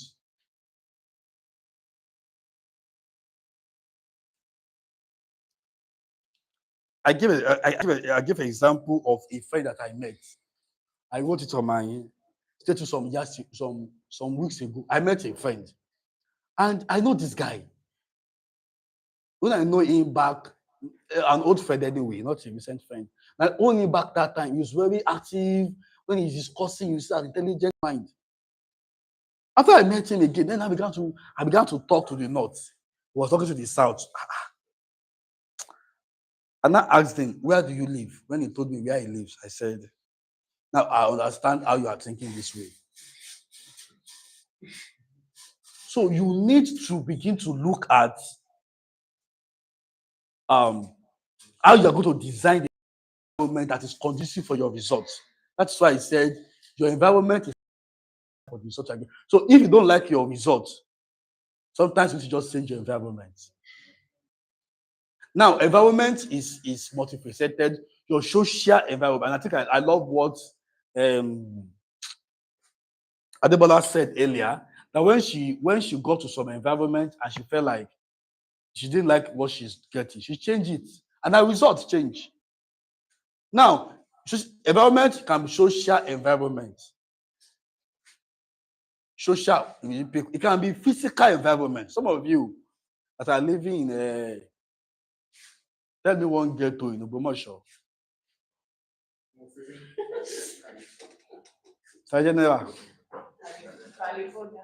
California. Okay, if you don't know any slum, tell me one slum in Ogbomoso. Aba. Is Aba? Aba is not in Ogbomoso now. No, in Ogbomoso. You now decide to go and rent your house in Aba, and you are wondering why your life is Aba. You rent house in Aba, you are now wondering why your life is Aba. It will be Aba. What I just say that generally mindset. If not, I'm not praising anybody, but not for JD's influence in that environment. Where Aba? No, JD's influence in Ogbomoso as a whole. Like there's a kind of mindset there that limits your it limits how far you can. No, you see, it's not in Ogbomoso. It's not an Ogbomoso problem. It's a general problem. It's not an Ogbomoso problem. It's a general problem. So it is you are the one that has the responsibility to say, I want to change mine. That's why sometimes you cannot do anything about your environment, you just have to live. It will be costly, but it will help you. You know, there are some areas I don't want my kids to grow up. There are some communities I don't want to live in. When I was looking for a house in Lagos, they took me and said, no, I can't live in this kind of house. No, if it is me alone, I don't have problem. But I don't want my kids to be going or to be living in the kind of environment. No. It has less to do with money. It has more to do with how I want to shape their lives. It can be, I saw a site. When I got home, it worried me. I went out of our, I don't want to say state, of our place. I went to somewhere. And then I was buying, it was like a slum. I wanted to buy something. Not like a slum, but very low area. So I saw a girl of like 5'6". I wanted to use, I don't know how the toilet in that place. I didn't know anything about them. I just passed by my car and I go. So it was just to get something around. So I saw that the girl wanted to use the toilet. So she bought what do they call this? Not potty, this paint bucket, those small paint buckets. So she bought it. The way they do that, so now I expected that as a girl, if you want to use that type of bucket, if your house is facing the road, I said that if you want to even use it, you should not be doing. She should do the major facing the road, and the posture. It was not disgusting to me. It was worrisome to me. So I felt like she should, of course, like I said, 5-year-old girl, but I felt she should have done such a way that she's doing a major backing the road, but she's doing the major facing the road. No, it's not about Kilomadema, but you are already making that girl shameless.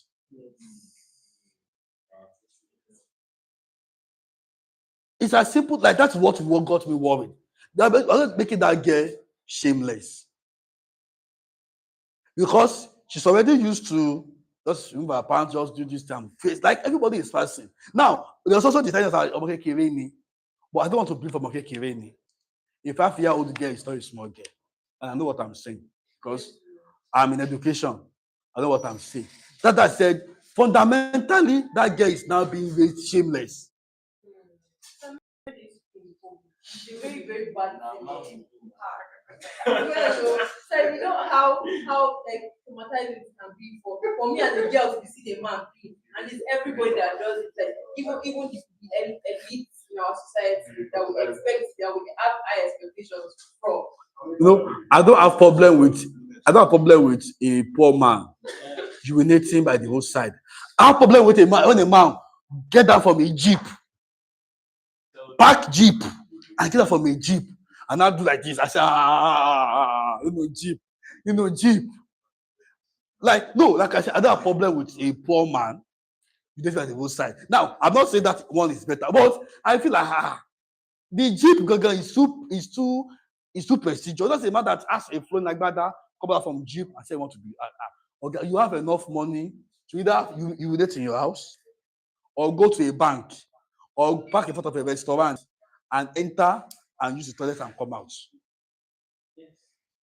Some things are simple. It's just that what you don't want to do, you don't want to do. Men. So basically, an average girl won't be in public, but an average guy would do that effortlessly. What she was saying, in fact, few days ago I experienced it. I was coming. We are all adults here. Adults. We are all Right. Oh, what's the teenager? We are all adults here. For me to see the tip of what was using to feed. Astagfirullah. So disgusting. And when I was coming, on and on, probably she just turn his back to me to like protect himself. He didn't even send me. So the first that we see large signboard. Do not urinate. Oh, that post is useless. That post is not for them. It's all of us. That's for them. You guys just want to write to you, but There's you really traumatizing take- to our They male- put a there's big traumatizing cost. to our male children. Our male children are suffering from that one. I'm not. No, no. My ideology. I feel. While I understand that children are basically children, I still feel that male children are more vulnerable. I mean, sorry, female children are more vulnerable.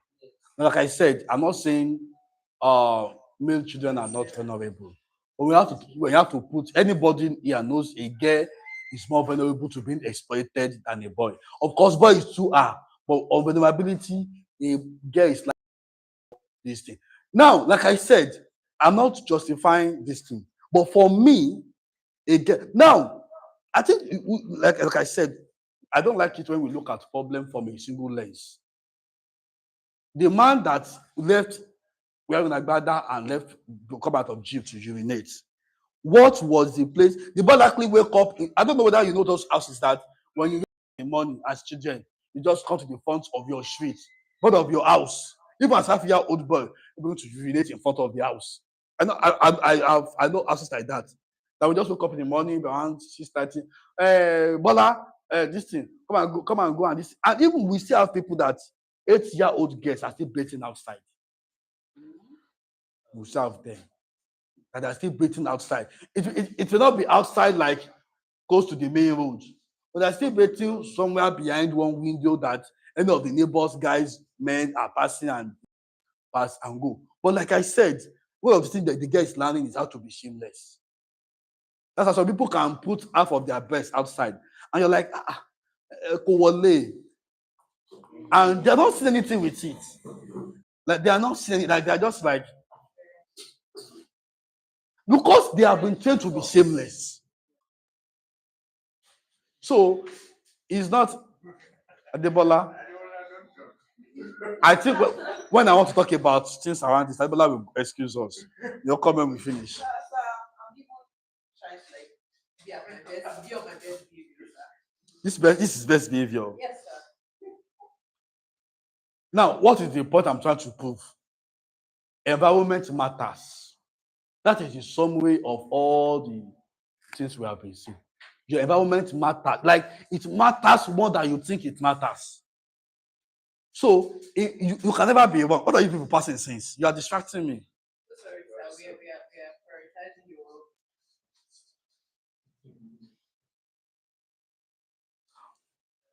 Your environment matters more than you think it matters. So if you can do anything at all, invest in curating your environment. Like I create the kind of environment. So I was saying that I knew where I wanted my children to grow up and where I don't want them to grow up. I knew who I don't want them to have as neighbors, who they want to have as neighbors. So design your environment. If there's anything I want to tell you, design your environment. If you need to change environment, change, you need to relocate. The cost may be high, but the benefit is also high. Then you say, no, let's just be living in Aba, house rent, 50,000 annually. But it will cost you more than, on a long term, it will cost more than 50,000 annually. And don't always be thinking in terms of money, please. Be thinking sometimes in terms of value. Because, like I said, maybe I don't know the former session that rich people, poor people think everything in terms of money. That's why they think everything in terms of money. Cheap. But you see what is cheap in the long term is costly. He said, a rich man can go and buy a shoe for 50,000. Say, 10,000, okay, I buy that same shoe 7,000. That 50,000 shoe is using for the next 5 years. Your own 7,000 every 6 months. You have spent like 98,000. Why is he using his own 50,000 shoe?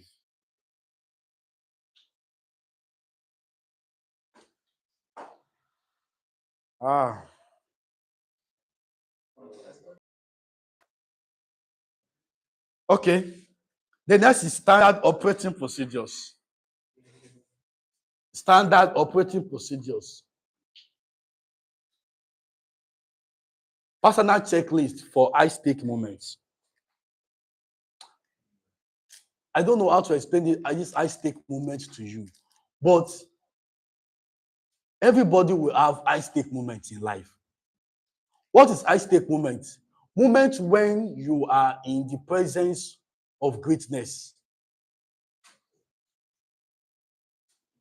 Your high-stake moments are moments when you are in the presence of greatness. Just imagine that they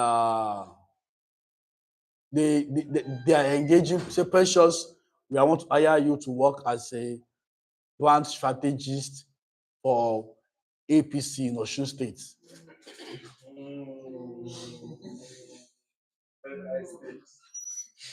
That's an high-stake moment. That's not the moment you are going to be saying, you said, okay, you send receipt to them on Monday. And by Tuesday, they've not paid. I said, where is the payment? That's the payment. No. That is high-stake moment. You also have to understand what are the standard operating procedure for high-stake moments. The next is constraint management. What I want to teach you here is order. Put your life in. Some of you, the problem you have with your life is that your life is disorganized. Let me give you a test. Everybody look at me. If you send somebody to your house now, if something is in your house and only you can find it, you are disorganized. If you can't say, right, go to my room, open my wardrobe, the second layer, by the left, put your hand here, you will see my tie clip, bring it there. But, Mr. Taiwo, your tie clip, pack all the clothes in my wardrobe outside.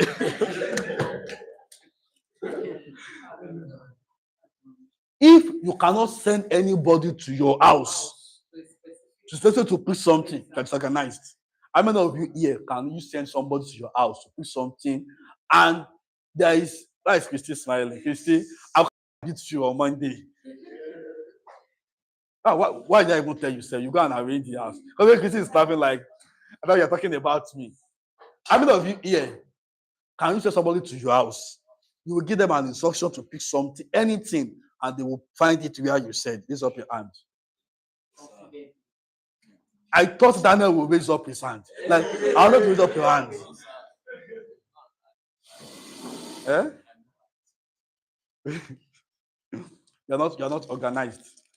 Now, I'm trying to also attain that. So I'm not also going to say I can, but at least let's say 50%, I can predict some things. Another 50%, I'm still trying to work on it. But the height of this year, your life is in order. Because I don't know how many of us are like me. I don't function when everything is disorganized. How many of you are like me? Is it everybody? Like, if I'm in sitting room and I need to work, I have to post. But sometimes when I want to work from home, before I start working, because I don't go to work on Thursday and Friday. Sorry, I don't go to work on Thursday every week. So where's on Thursday? I'm in my house 24/7. I will be on Monday, on Tuesday, because I work hybrid. I work 3 times in the office and just 2 times at home every week. So when I want to work at home on Wednesday, when I wake up in the morning, I arrange the whole house, I mop everything, I dust everything, everything is clean. Then I will sit down and work. Without doing that, I'm not able to work. I'm just feeling, I'm restless. I can't concentrate. So I need a clean environment to work. I don't know how many of us are like some people.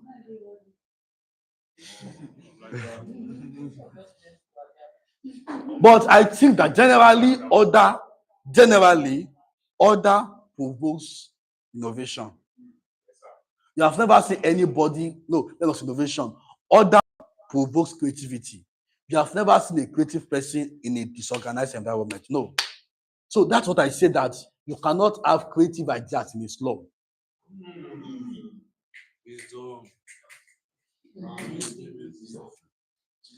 Because the order to be creative is not there.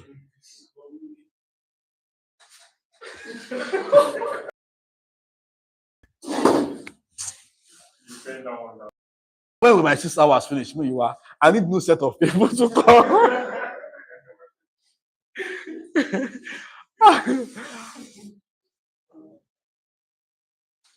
Order is very important for managing systems. Then, okay. Actually, I've had the questions and you mentioned routine previous slide. So mentioning routine, mentioning order now, I've actually said some people that they are complete opposites to routine and order, and they are still doing fine with their activity. They are still at least successful in You know how many people are not having routine? I know quite a number of people that don't have routines or don't really follow order like that, and they still find a way to live their lives.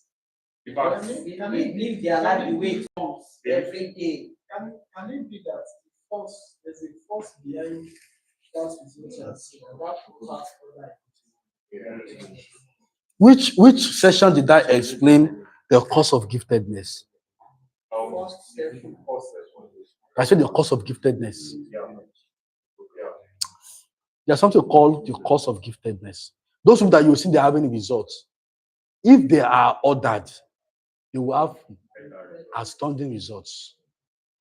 That thing you are seeing is just a fragment of what they could have become. It does not also mean that creativity cannot come in a slum. It's not also absolute. It just means that that's what I was telling you when I was explaining to you personality. That personality is not a position, it's a spectrum. You are not, nobody is an introvert by position. You are an introvert by spectrum. Because every introvert has elements of an extrovert. So introvert, me saying I'm an introvert means that I am a majority introvert, minority extrovert.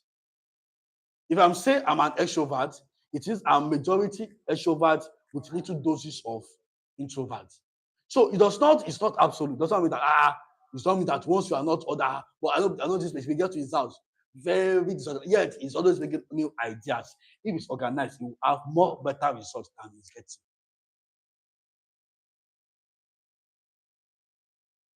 So we're moving on.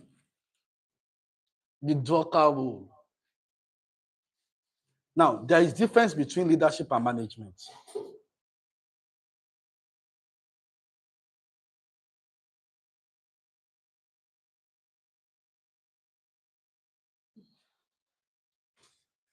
Now, I want all of you to write this thing down, and then we'll now look at the meaning. Management is doing things right. Management is doing things.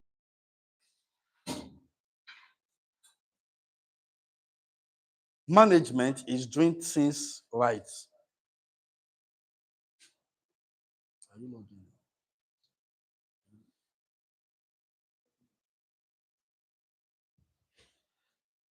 Management is doing things right.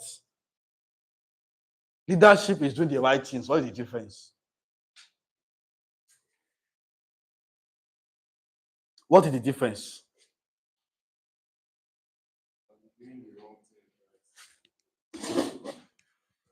Why do people like giving me the opposite of what I'm giving you?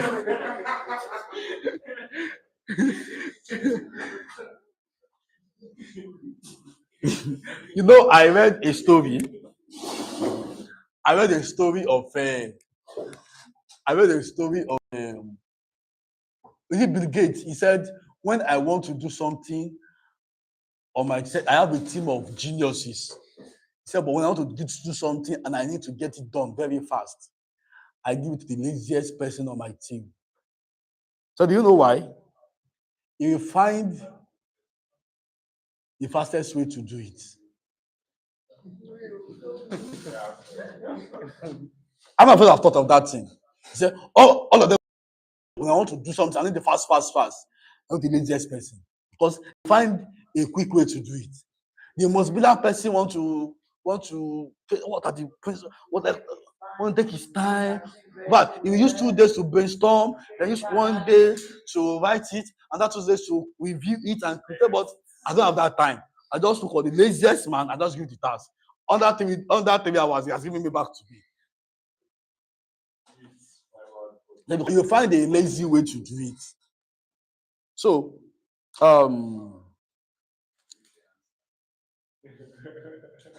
what is there between management is doing things right? So, we are doing things right. Leadership means that we are doing the right things. Both are complementary. So, what leadership does is not to be checking if you are doing things right. The manager does that. Leadership is now.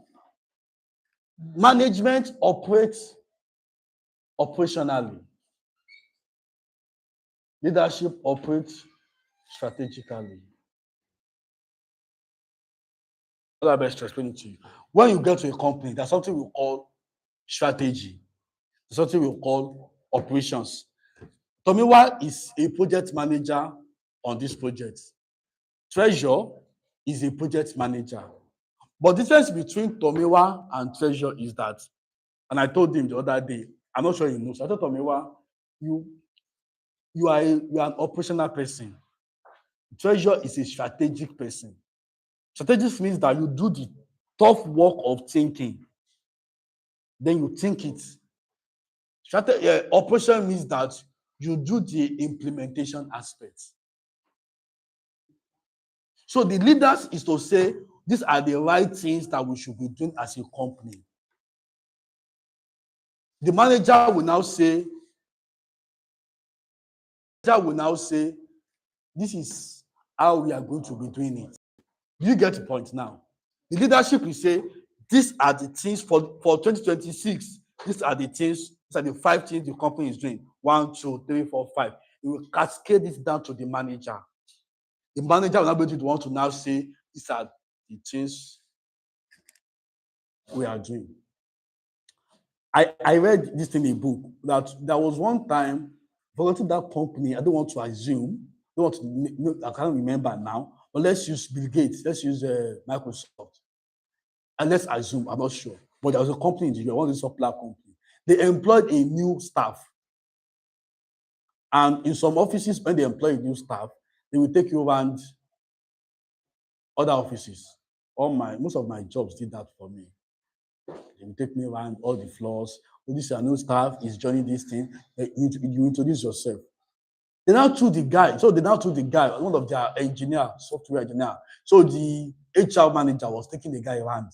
So he was took all the office. These are the operations people. Hi, it's our new staff. He's joining us as software engineer. Oh, his name is Paul. Oh, nice to meet you, Paul. I'm Taiwo. They now go to one room. As they opened the door, they saw one man that was by the window. They saw one that was by the window.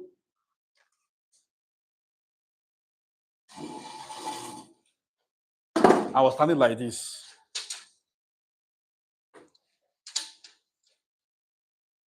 And when immediately the HR opened the door and saw the man by the window, man didn't even look. That's why I did like this. When the HR opened the door and saw the man by the window with a pen and paper, he just closed the door and left and took the guy to other places. When they finished, the guy said, please, I want to ask you a question. He said, when you were taking me around, you took me to a room, to an office where there was a table, there was no file button on that table, there was a paper, was standing by the window and a pen. Who is that? What is that office? He said, that is the CEO. He said, so what's happening? Why is there nothing on this table? Only a paper. I said, the only thing he does for this company is thinking and brainstorming. So as he's standing like that by the window, he's thinking, he's brainstorming, and he's jotting his ideas down. So that is the only thing he's employed to think.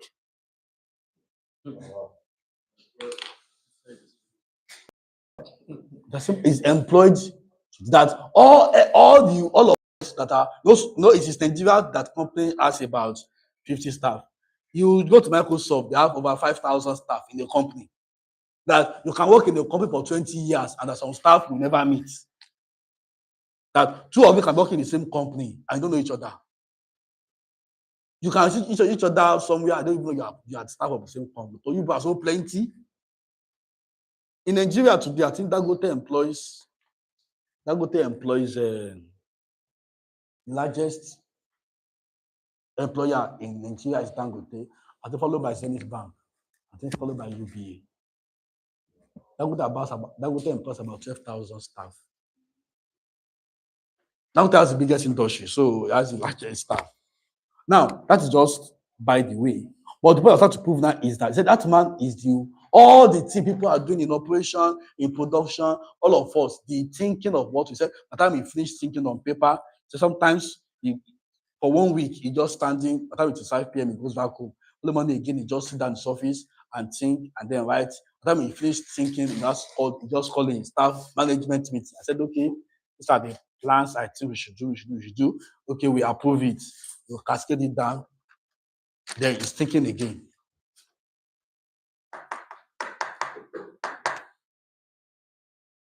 So that's how I was telling you that when I do this project, I was with the brainstorming work. And someone has to be physical, logistic work. So, is that clear? Yes, sir. Okay, so management is doing things right. Leadership is doing so. The leadership that these are the right things we should be doing. The manager will now say you must be doing things right. Now, a leader and a manager who works closely with you is the manager. The manager is the one that works more with you, that is involved in day-to-day affairs. The leader does not do that. So by nature, managers are people that work closely with you. Leaders simply give direction and instruction and coaching. So leadership means coaching people. Manager means coaching people practically. So manager gets into the nitty-gritty. Leader just say, so as a team, we need to get this done. When the talks finish, manager will now get to the real actual work. And so that things get done. Okay, moving on is okay. So right things. What are the right things? High impact. You see now, the leaders gives the high impact long-term strategic work. That costs okay. What are the work we should be doing for 2026? This is what we do. This is what we are doing. I work in a corporate office, like I told you, and from what you know about Gateway, you have an idea where I work now. So every year, our boss will communicate to all the team. For this year, we are focusing on A, B, C, D, E, F. Gives us the right things, the high impact, long-term work. Over the next 5 years, this is our goal. Then the manager that begin to break it down into how does that apply to me? How does that apply to you? How does that apply to all the team? What does it mean for the community team? I told you now that I work on the learning team of the Gateway program that you want to enroll for. So how does that apply to my own role in the where I lead? And the same for every other people too. So now things right means that there is efficiency. So in task execution. And lastly, selection, the ability to differentiate the two. Sometimes a leader wants to be a manager. Sometimes a manager wants to be a leader. And see, a manager is a manager. It's not a leader, I'm not a leader. I'm a manager. I'm managing you. And this thing is a growth process. There was a point in my life, I was telling somebody sometimes ago, there was a point in my life when I was starting my job, my career, I desperately wanted to be a manager. Like the manager, that title manager just used to freak. It just to freak. It's not even the authority, just like manager.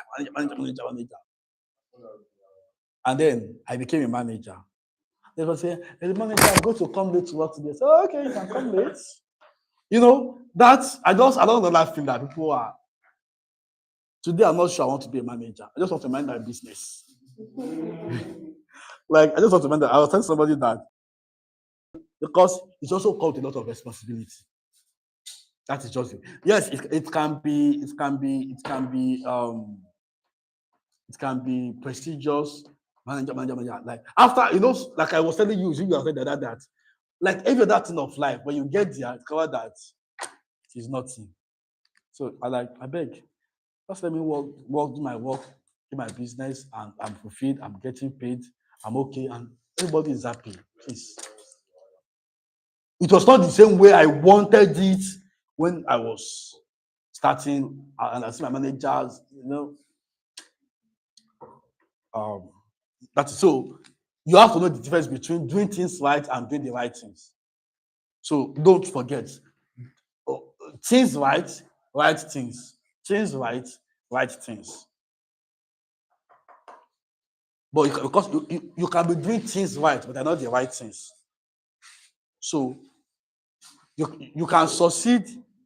You can be succeeding in what is going to fail. And I believe it is better to fail in what we succeed than to succeed in what we fail. Which one do you prefer? Not to fail in what we succeed. It's better to fail in what will ultimately succeed than to find yourself succeeding in what will ultimately fail.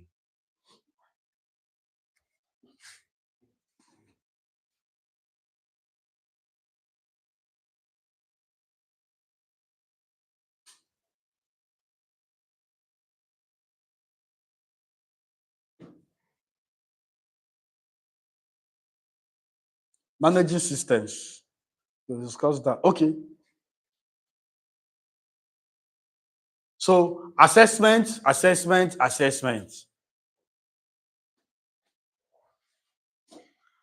Everybody check your calendar for the last 5 days. Oh yeah. Everybody open your calendar. Let me see your calendar for the last 5 days. Nobody have anything on your calendar.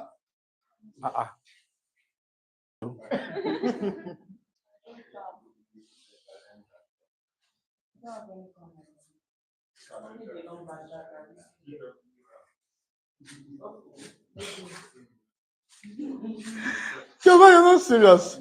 Every day, okay, every day this week, my team were meeting online. So we're meeting 8 p.m. to 9 p.m. every day of this week. We're brainstorming. Some days we meet 8 to 10, as long as this thing. So our own should be permanent 8 to 9 every day this week. So your case is different. So let me see everybody's calendar. Some of you notice your calendar. You are shaking your head. I mean, what's the calendar? Okay. Yeah, I'm impressed. It has to be like this. Okay, so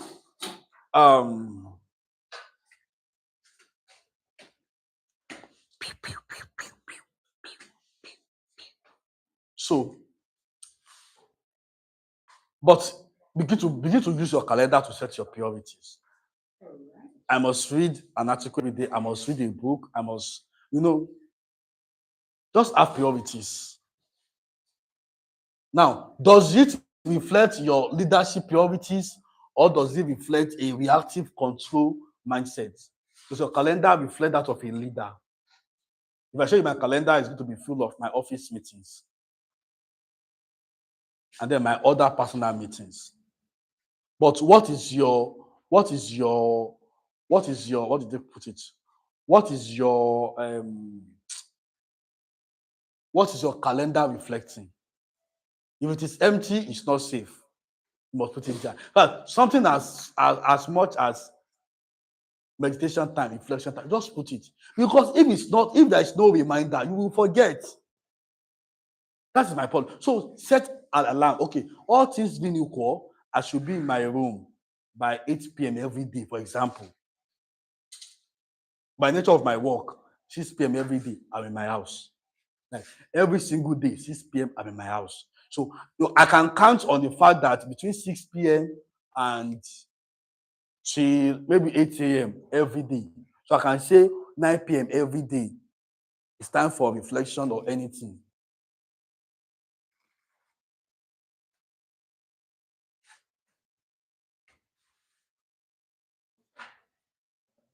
Okay.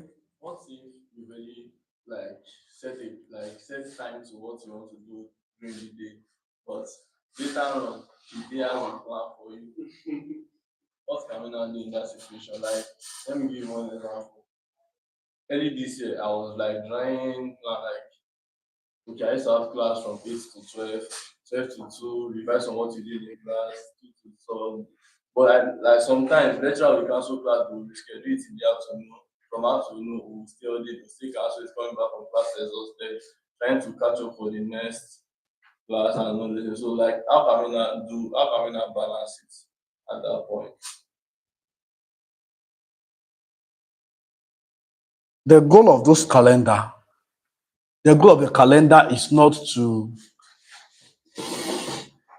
yes, there is no way your calendar will be 100% perfect, but it allows you to be in control.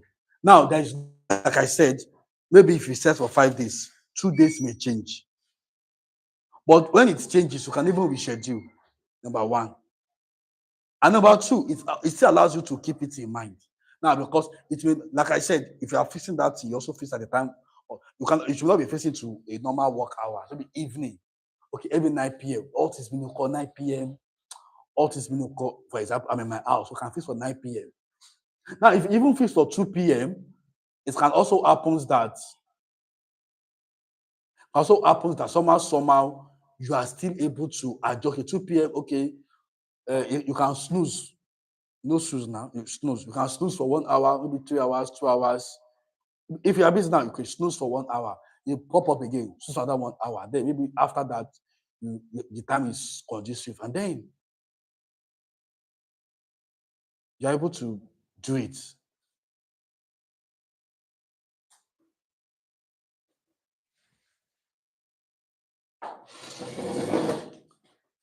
Okay, so identify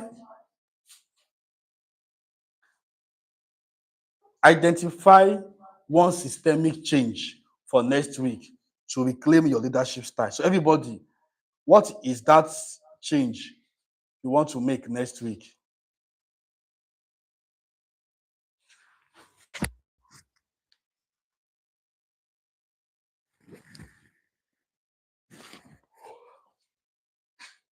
What is that change you want to make next week, everybody?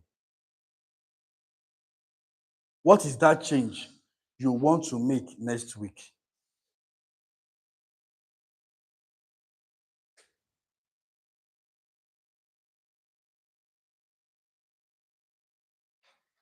What is that change you want to make next week?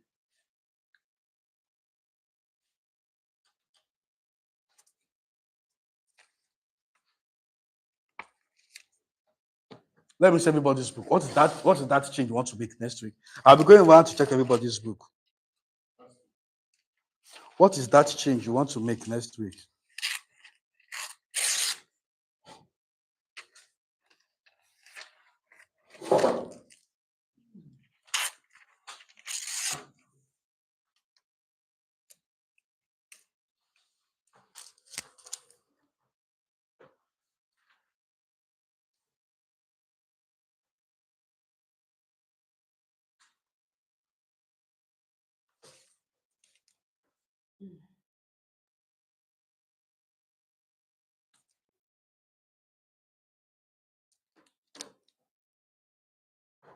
I'm going around to check everybody's phone.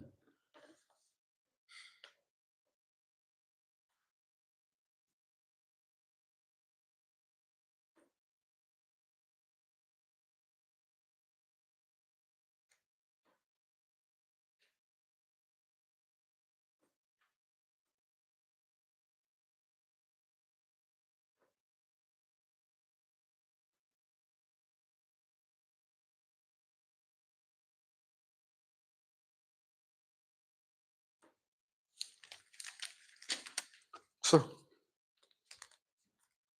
let me start with you.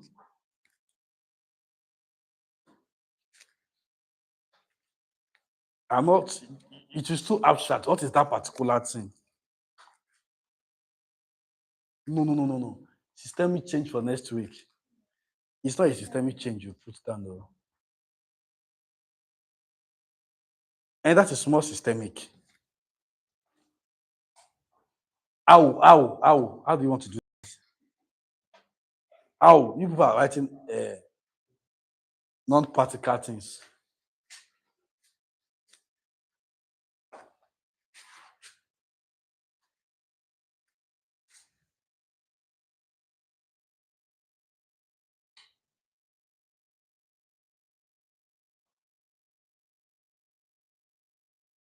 Like be practical. Don't say I want to stop procrastinating. Those are not practical things. Like things that are more practical. For example, I can say one systemic change. I will stop watching television. I'm just giving an example. I want to share it.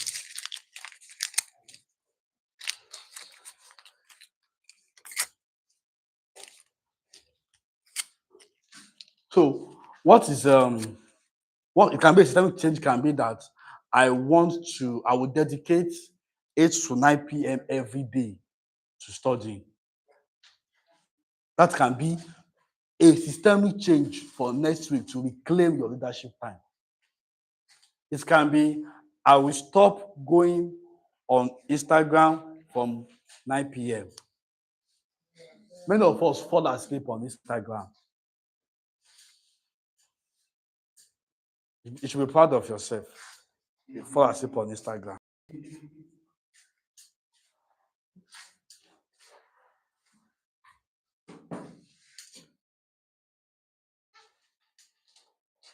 Okay, we are getting there. Thank you all for staying with me. Thank you. I appreciate you. It's not easy. It's not easy. You are sitting down, it's not easy. You're back. You have back, but I don't have back, Uncle. It's like, you want to say something? Yes. So, I believe that you can always set plans and it's really not pull through. Something, should I say, an endless circle that I found myself in early this year. So, for most of us that actually do procrastinate and actually do like, let's say, fall in this thing of, I'm somewhere that should I say, sometimes I used to like have mood swings as regards what I want to do. I can be pessimistic today, realistic tomorrow, then idealistic next tomorrow, then just that kind of evolving circle. And as I'm evolving to what I want to do, to like how I want to implement what I want to do, is also evolving. So I can't find myself in a place where I can actually create stable systems for myself. But something I've learned, and I didn't learn it directly. I have I think I have like four, let's say four small girl me. I have like 4 mentees that I'm just trying to allow them to be accountable to me. So one thing I do as I'm doing training for myself, like learning diplomacy during the week. One thing I do is that I set a plan for myself that I will wake up every morning. Like immediately I wake up, I used to wake up around 5, 6, then I pray, then from praying, immediately I read. I now realize that over time, when I have when I'm not stressed out the day before, I actually it's always very easy for me just now to bed, that's my day. But I now realize that sometimes there are always like hindrances that pave way for excuses.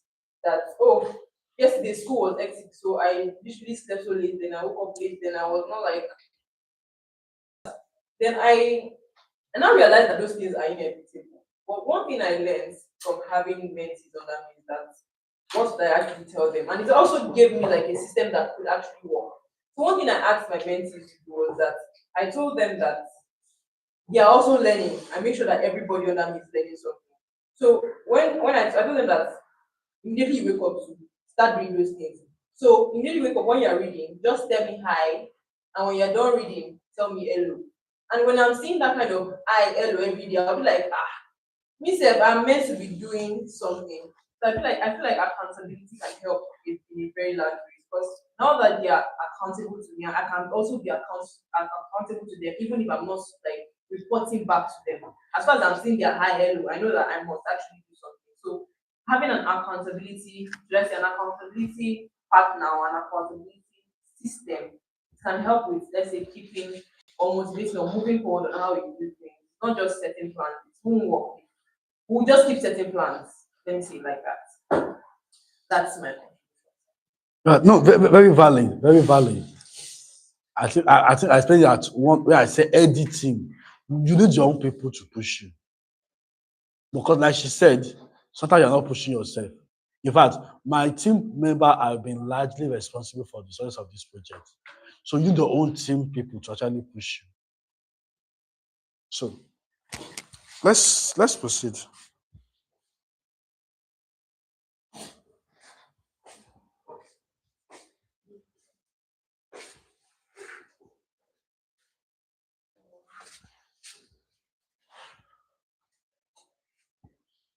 Okay, so the next is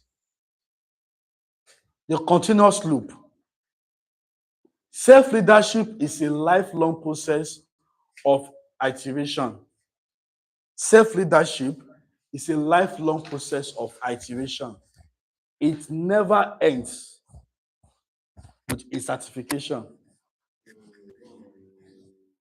Self-leadership, what is iteration? Iteration is of the word iterate. Iteration means you do something again and again and again and again. That's what it means. So self-leadership means you are learning again and again and again and again and again. And self-leadership, it never ends with certification. Self-leadership never ends with certification.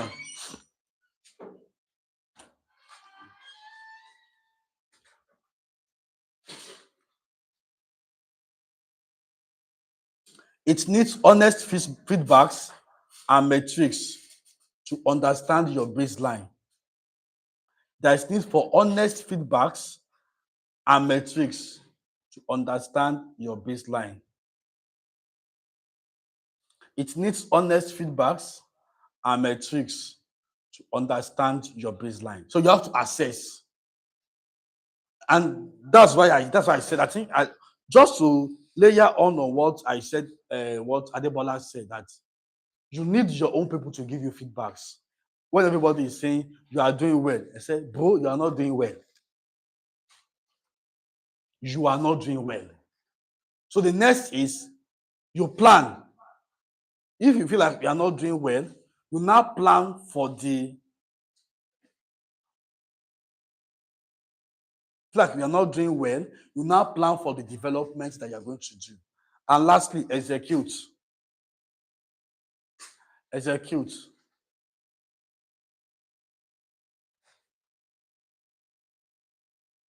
Execute means living the practice daily through consistent action.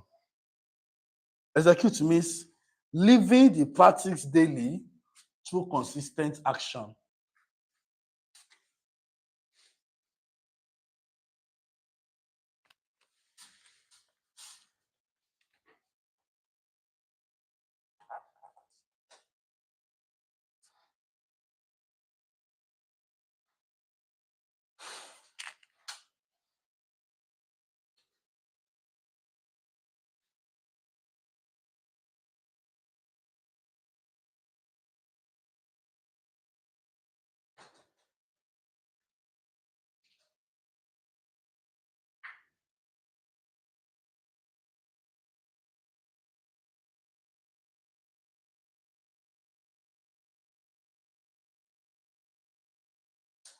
Lastly, execute.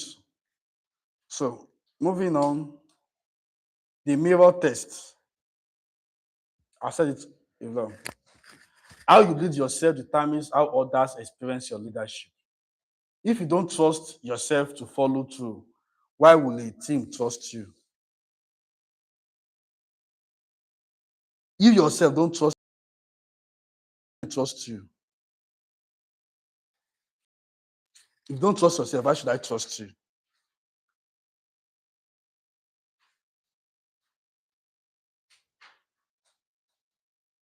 Then feedback mechanism, I've said this before, mentorship. I think I was asked, how many of us have mentors? One. No, you don't have mentor. It's not by force. Now you're looking at me. I raised up your hands. Who's your mentor, Tomiwa?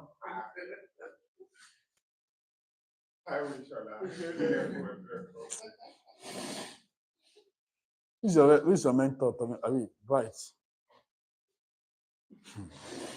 I don't know I'm your mentor. Who's your mentor, Debola? I know it's not me. Everybody is mentioning my name now. You can't mention my name. I have mentors right? I cannot generalize the mentors. No person has everything I want. So I'm a feminist, so I follow Ngozi Chimamanda for that. And spiritually, I have my spiritual mentor. I have Reverend Dayo, heads a church here in the Trem. And my mom is my mentor as regards empathy. I learn empathy from her every day. And career-wise, I would say that Ms. Bosendi accomplished an associate professor, in which I'm aiming for. She's my mentor as regards that. So should I say I have a total of 5?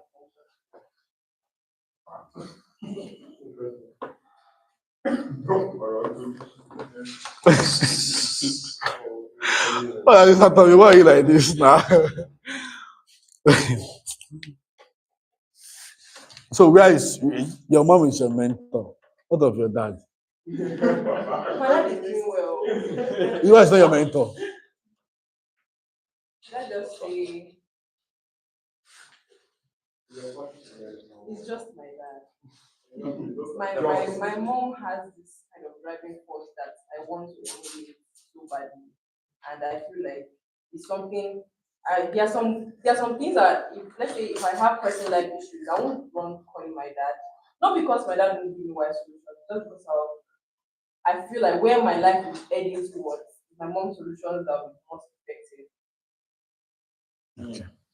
But if you're Antonio talking, I will come and give you here. That collaboration, don't ask me anything. I don't want to listen to you. Okay, so it's okay. I think I support the fact that in a lot of cases, a man may not be enough to cater for all your needs. And I think one of the things that I also learned is from what she said, that I also learned, which reflects what she said, is that a man may have the wisdom to lead you in your career and may not have the wisdom to lead in your relationship.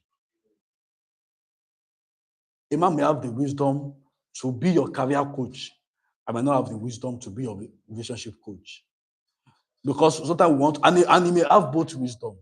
It depends on who he is. So your importance is that you recognize what area this man has the wisdom to coach me and you surrender to it. It's as simple as that.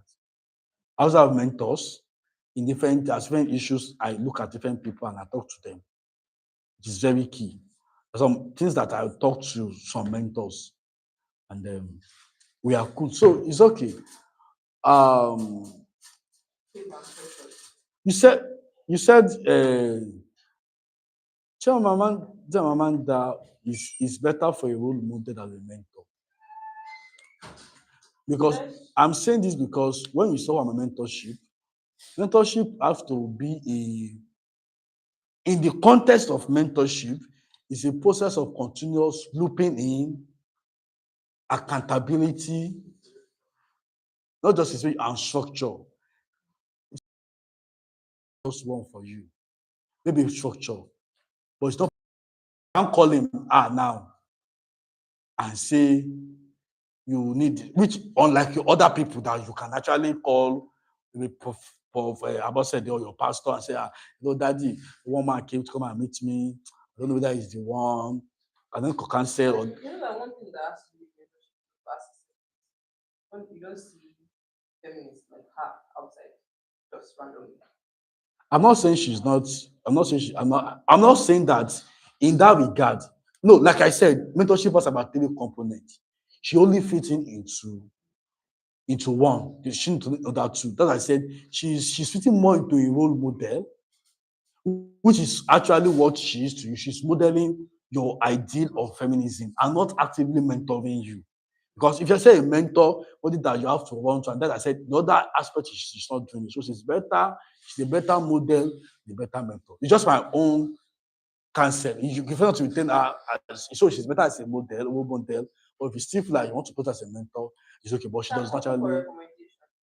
I don't have a condition as a feminist.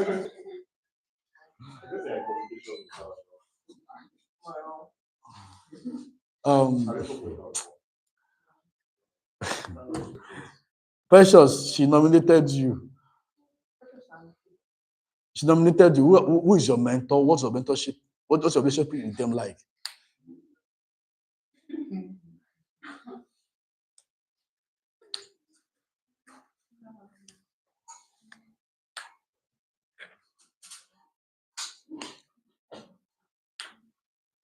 You just said last month that you are not shy again. You're now communicating.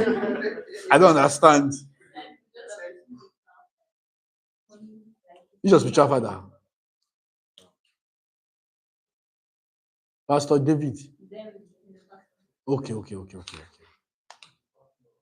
I highly recommend mentorship. Like it's highly recommended. Now, of course, take your time because some mentors are tormentors. So Another one.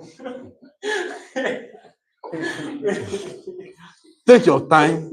And when I say this, I say it just sense of I've heard of mentors that abuse their mentees, that take advantage. You know, it's not only about maybe female male. No, even as a corresponding male, I've had people that your mentor is just abusing, take advantage of and everything. So you have to also choose wisely and take your time.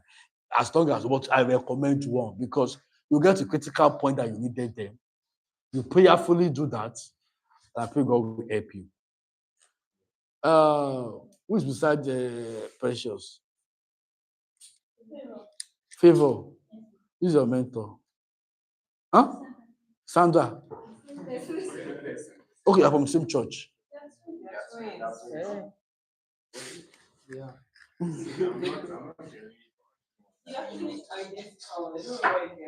Who is identical? I entered the room. I said, you guys were choosing. Wow. I think that because I think we're wearing the same shirt.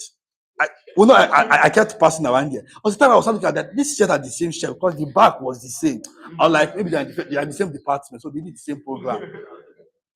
What are you studying? What are you studying? What is your name? Precious. What is your own name? Who is Tayo with Kendi? That's why now be I'm calling you Tawa Kendi. Me, I'm calling Tawa Kendi. So me that my parents are calling Tawa Kendi. My parents don't know what they are doing. Abi.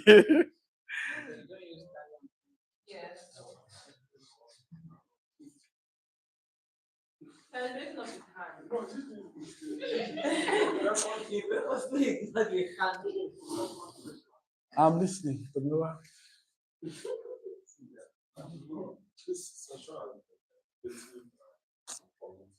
just want to ask, what is your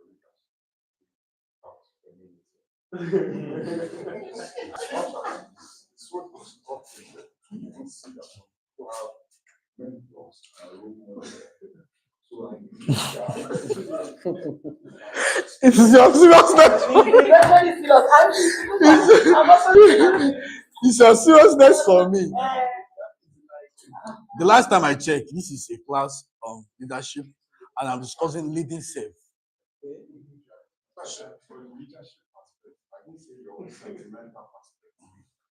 So on the systemic level and not on the granular level. That is the only part that he learned. I know that they will not rest in Ibadan for the next 1 week now. They know that.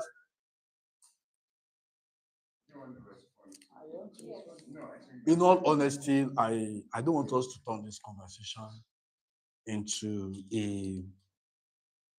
a discourse on on feminism because this is strictly a class on leading self. And I'm not sure I've mentioned anything. I'm not sure what the only reason why it came up in this discussion was because I was asking for your mentors. There was never a time I mentioned anything around that because it's not covered in the scope of this. Maybe in consecutive scope, if it's covered, we can look at it because this is leadership. We have 4 dimensions. We are finishing this one. We are going to take an assessment and we are done with this leadership of self. They move on to leading others. So if it's covered in other scope, we're going to examine it. But this particular scope is not in the purview, and we're not going to look at it. And I'm not having any opinion on that also. It's not an opinion, I'm just saying based on what No, you I'm said. responding to you. So yeah. Okay.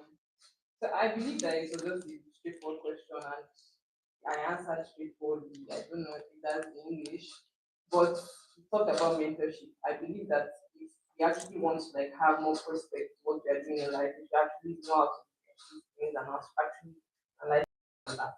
So me having a mentor as regards feminism is basic choice, and I also have the right to also an adult. Thank you so much. Okay, thank you very much. Okay, so last part is peer review. I've talked about it extensively. That there is also a need to have honest opinion. Many of us surrounded ourselves with sycophants. You know what sycophant means? People that will be singing your praise, even when you are doing the wrong thing. You should have people that tell you the truth. One of that person to me is that guy, Jakes. He tells me the truth. So this thing you are doing is not good. This thing you are doing is good. You have people like that. And you should also be open to correction. Some of us, some of you, or some of us, we are not open to corrections. And so people have left you alone. Because when they try to correct you, you take it personal, you become defensive. You think you take criticism as condemning you. I have people like that, and like I said, it's not everybody that you reward with your correction. Some people you don't reward them with your correction. Your reward for them is silence. And I tell people that you have to know that people that my reward for you is silence. Because you can't keep doing the same thing and you expect me to be correcting you like a child. I'm looking at you. And one of the things that I've been driving is that you can't fix an adult. If you have spent 25 years of your life forming bad habits, it is not my one day cancer that will likely change you. You have to make a conscious decision to change.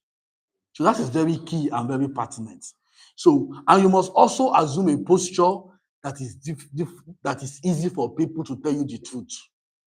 Many of us have assumed a posture that people can. I think I once asked someone. I told him. I said, I know things I was not to tell you, but you didn't have a posture that I can tell you. I just keep quiet. So make it easy for people to tell you the truth. I said, call somebody and say, please tell me what are the bad things about me. I need to just say it. I'm willing. And when they now say, don't say, they shall be careful because before they will now say we are proud again.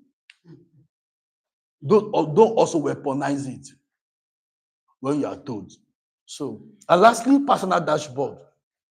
Track your key habits and goals weekly. Track your key habits, track your key goals weekly. So what are the key habits you want to imbibe? What are the key goals that you also want to imbibe? Very key and very critical. So moving on, your development plan. Your development plan. Immediate actions. So we have discussed all these things. So we're just going a brief one now. Number one, define your vision statement. Define your vision statement as we have discussed that, so I'm not asking you to define it again. Number two, audit your daily habits. Number two, audit your daily habits.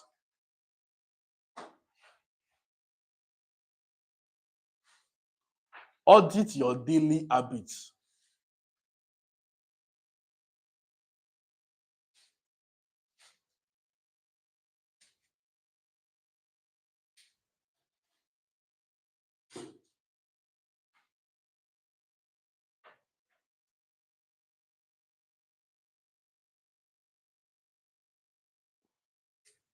audit your daily habits, master the pause.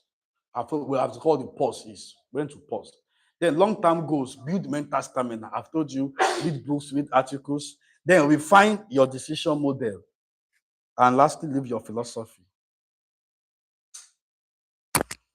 Okay, now that brings us to what we were discussing earlier about leadership. That leadership is the art of choosing the right actions consistently, especially when no one is watching.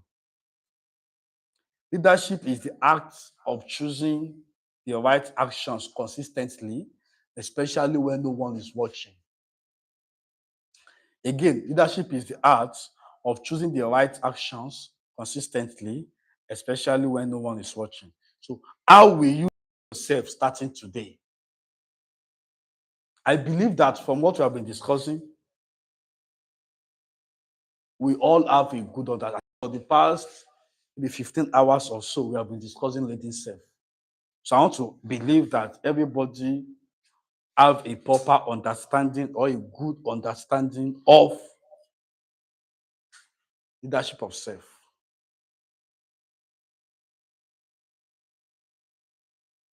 So let's take a short test. Question 1. Let's take a short assessment. Do please for me. Okay, I thought you needed the paper. Get a sheet of paper.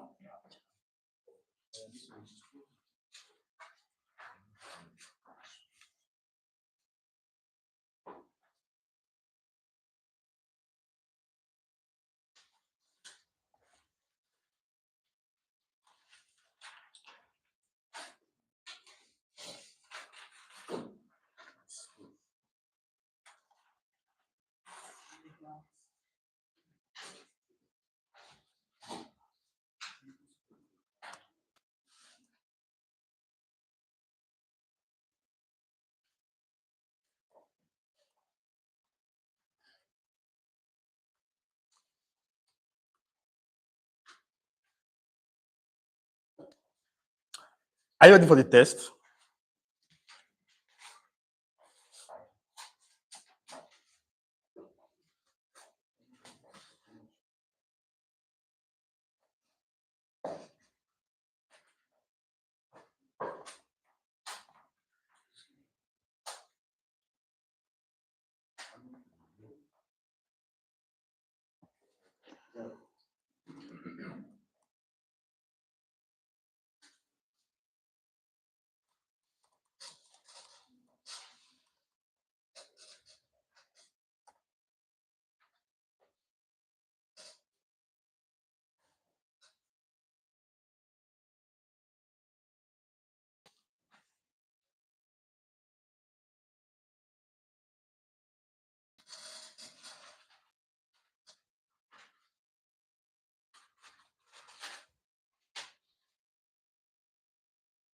Let me project it so that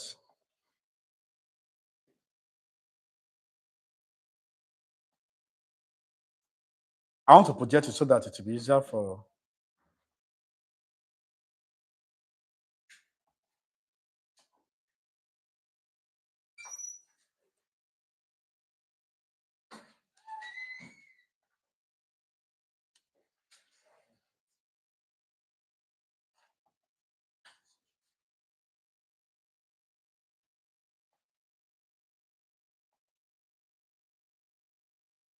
I'm coming and project me a bit.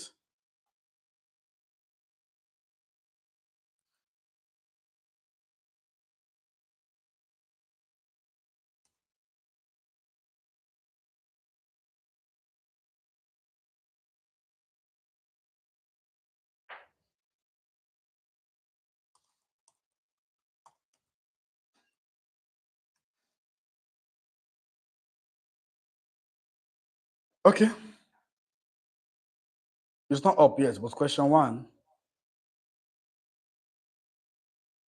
Can you list your top 3 non-negotiables core value?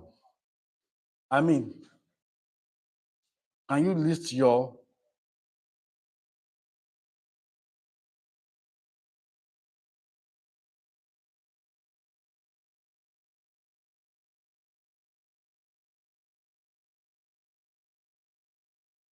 List your top 3 non-negotiable values.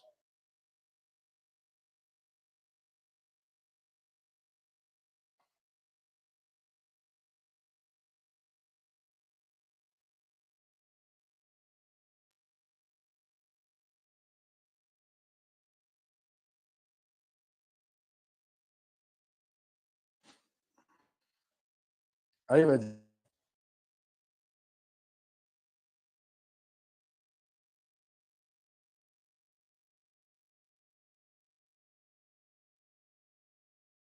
Number 2, what is list two of list 2 most common sign of stress.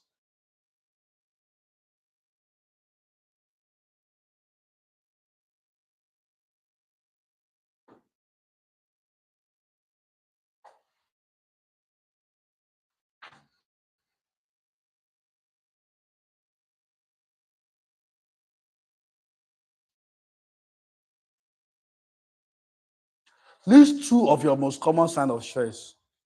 Are you ready?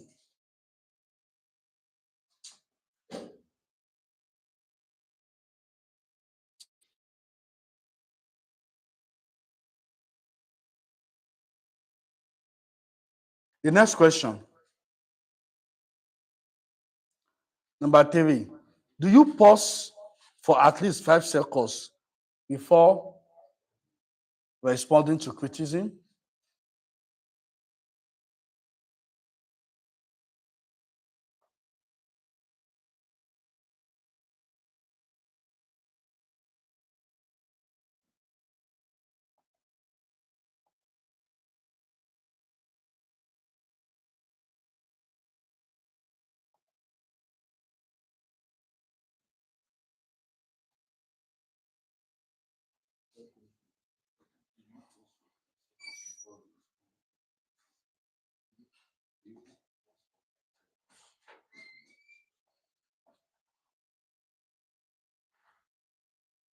Are you ready?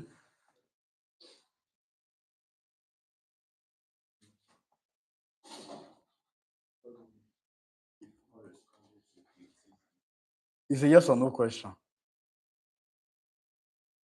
Say yes or no answer.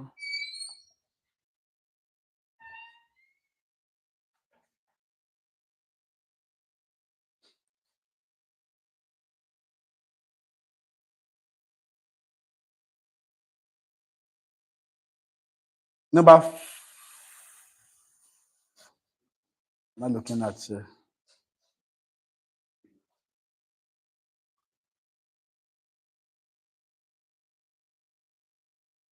what is one specific skill?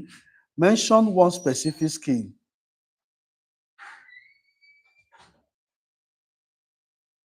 Mention one specific skill you have intentionally developed in the last 6 months.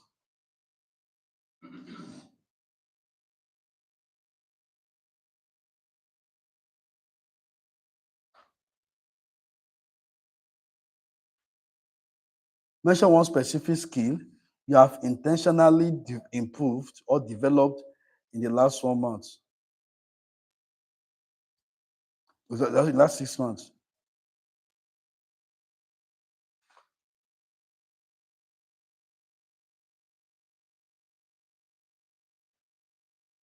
Next one. That's number 6, right? 5 or 6?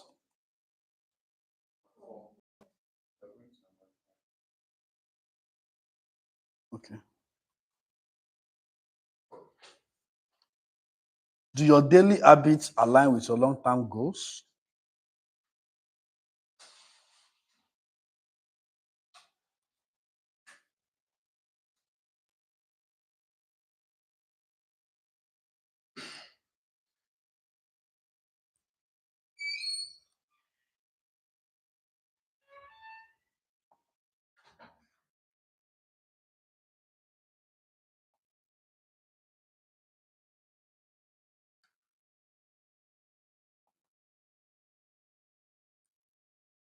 Yes or no?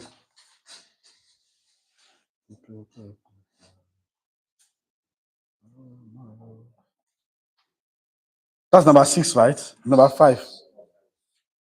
Okay. Number 6.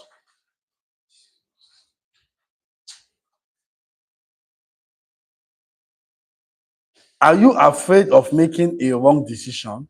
Are you always afraid of making a wrong decision?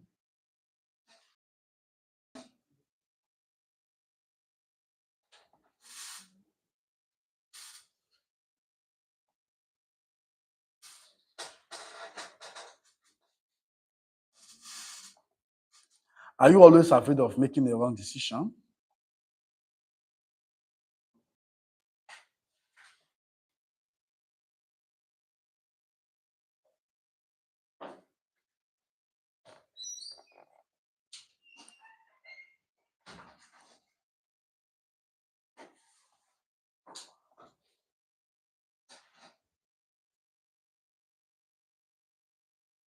Number 7, right? Will people follow you? Will people follow you with your current life?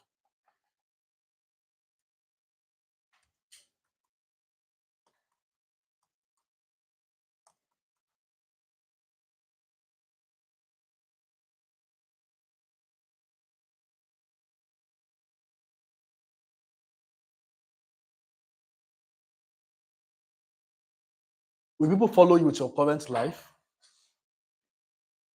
So everybody look at the screen. Let's revise the questions together. It's an assessment, so I will collect your assessment sheet. So everybody look up again.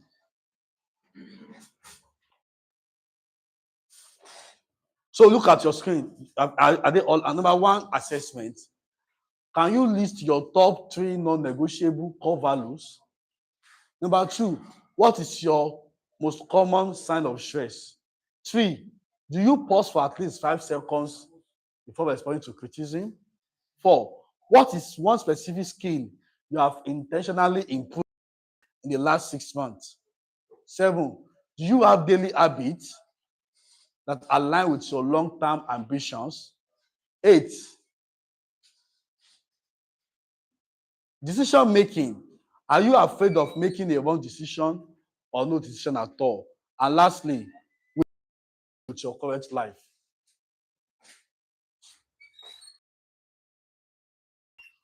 Sorry.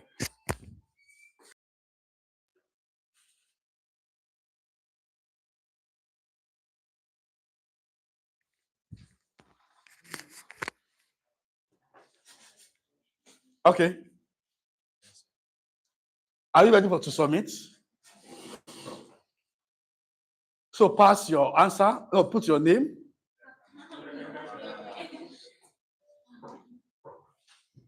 Do you think there's something that you are putting there that is private? So I make you, and it's not everybody is reading, that's written. Why you make you look as if it's something that is very confidential. There's something that I'm looking at on this screen that is personal. Or is anybody having any reservation?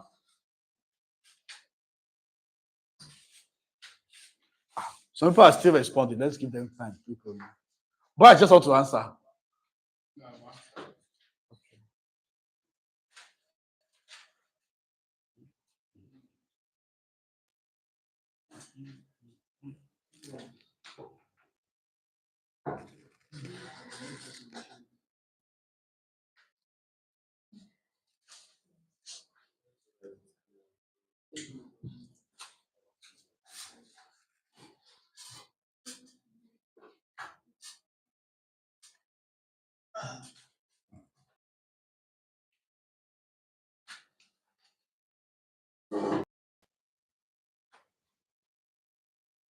Okay, so with that, we move to the module.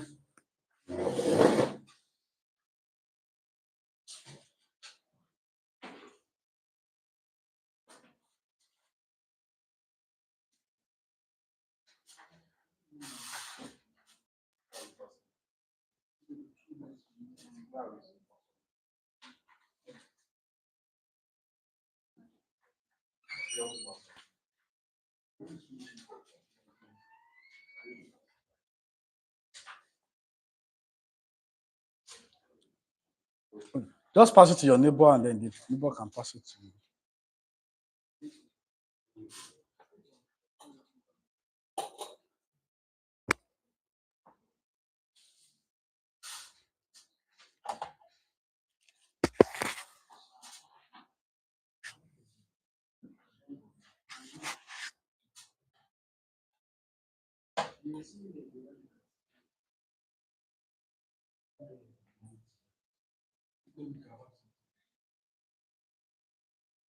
Okay, so let's move to the next module, please.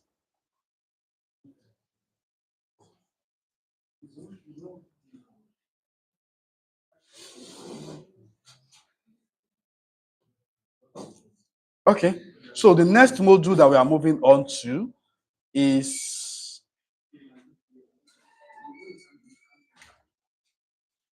module 2, which is leading others.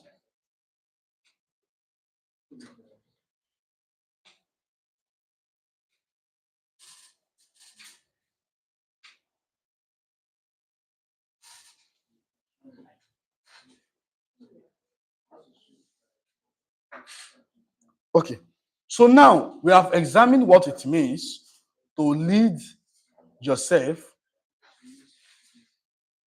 Are we done?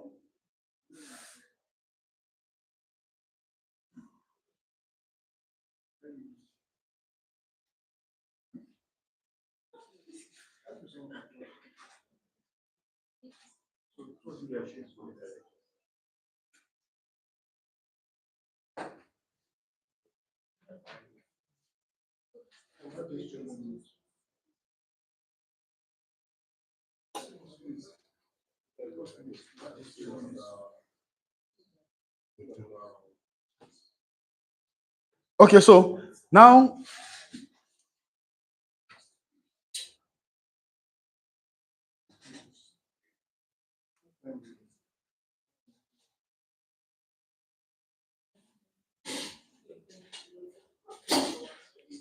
can you share my screen, everybody? Yes, sir. Leading groups and teams, module 2.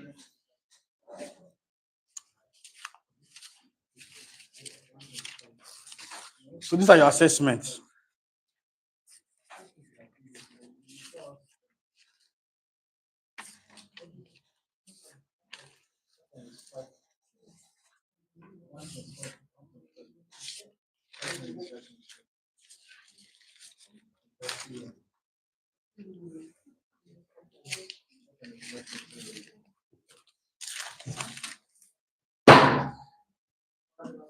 Okay, so let's look at my screen. Leading groups and teams. Leading groups and teams.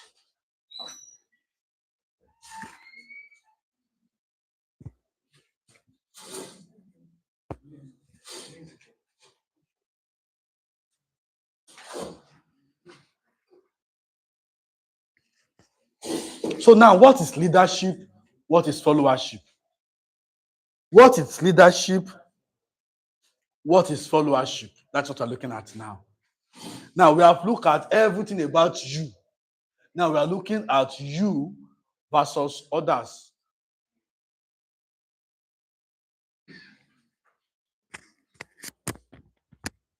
Please,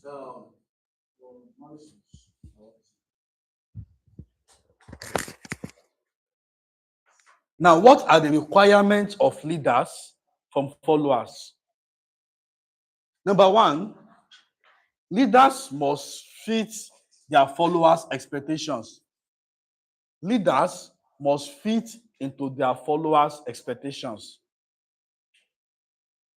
Number two, leaders must be perceived as the best of us. Leaders must be perceived as the best of us.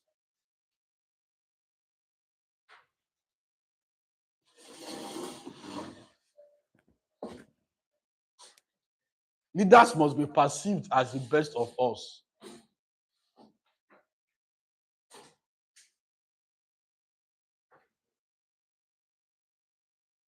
Now, that takes us to the next important thing.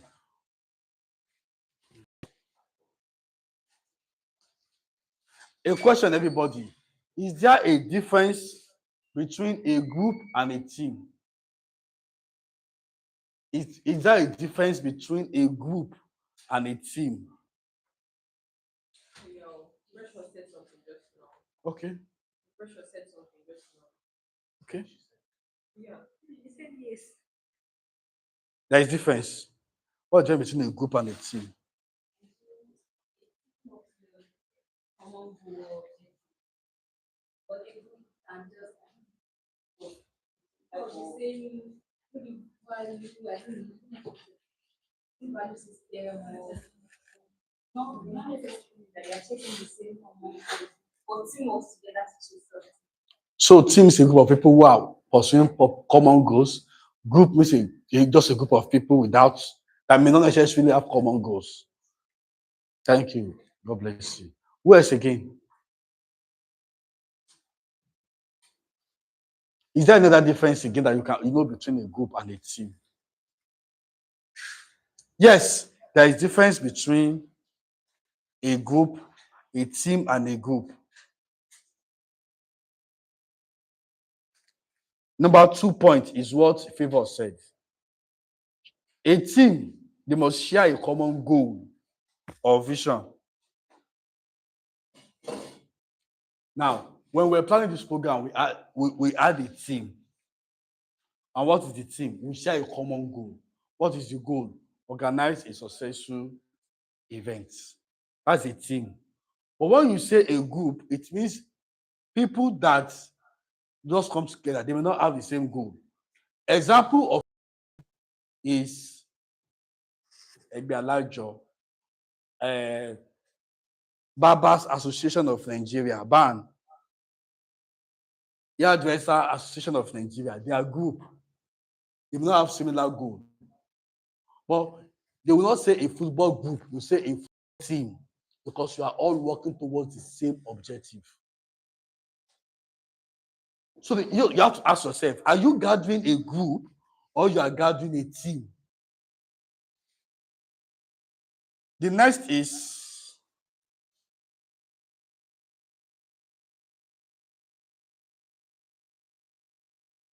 a group refers to a number of people who are connected by shared activity, interest, or equality.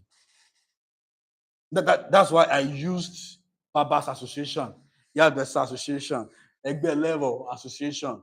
They are rated or they associate by a shared activity or a shared interest. What is the shared interest of Egbe? What is the shared interest of Barbers Association of Nigeria, Barbing? But when you say a team comes together to do a work. A group don't do a work. A group must have an activity that binds them together. Next is specific role are not assigned to individual. Egbialajo is not having a specific role. But in Barbers Association of Nigeria, are not having specific roles. But in teams, specific tasks are assigned to each member. For example, for this project now, we have Tomiwa, who is in project management and also handle logistics. We have Jakes there, who is in charge of partnership and also supported the media.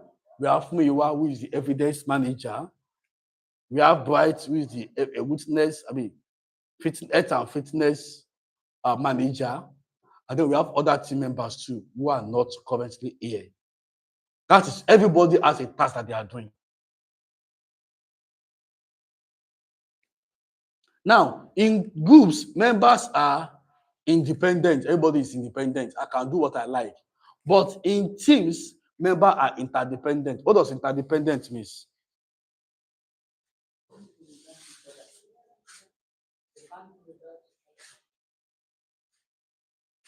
Interdependent.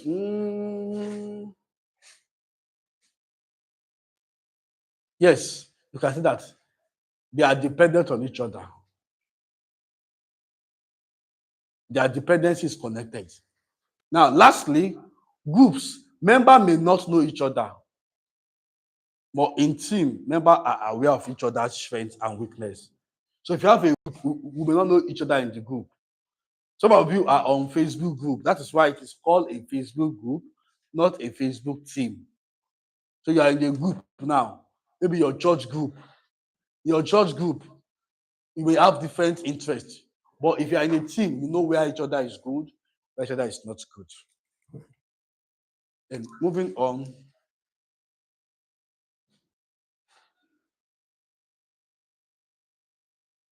Types of groups. Types of groups. Formal groups, informal groups.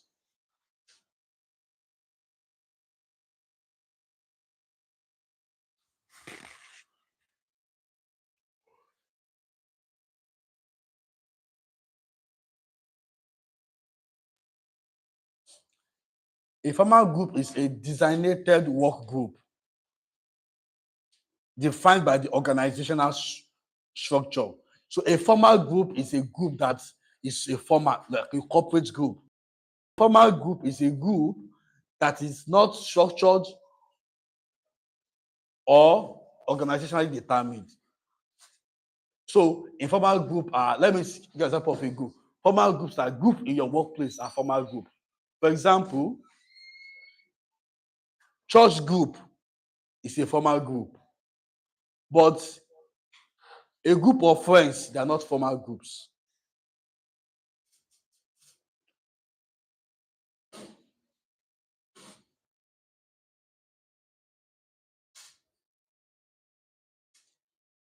Yeah. What are the, now this is more important now. What are the classification of groups?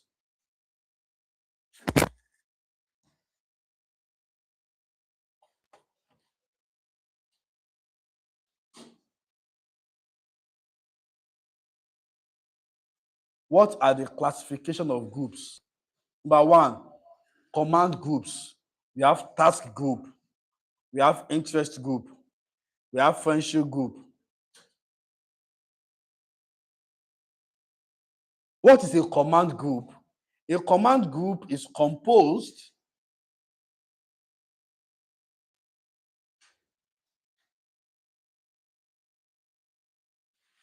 of individuals who report to a given manager. So a command group is of individuals who report to a given manager. A task group is a group of people working together to complete a particular job or task. An interest group is a group working together to attain a specific objective with which each of them is concerned. And lastly, a friendship group is a group of people who enjoy one another's company. For example, now, Tomiwa, Bright, Favor, Precious, and Adebola, you can be an interest, you can be a friendship group.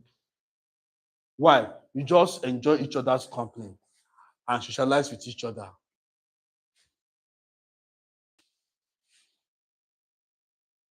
Now, what are the join group? What are the reasons why people join a group? Don't forget, we are discussing how to lead people, how to lead others, how to lead groups. People join group, number one, for goal accomplishment. People join group for goal accomplishment. People join group to complete a task.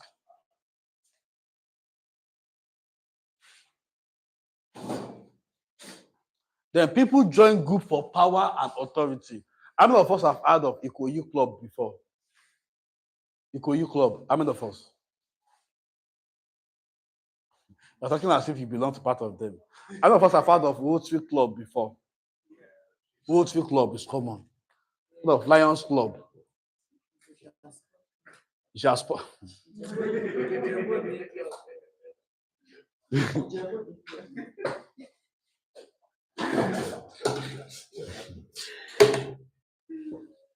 all those clubs, why do people belong to them? For power and authority. I'm a member of Itisha Sport Club. Somebody was saying that. Do you know how much they pay for the membership of Ikoyi Club? About 100 million annually. To join how to It's online. I go and read it. to join. Go and read it. Let's browse it. That should be around that. How much? I mean, To join.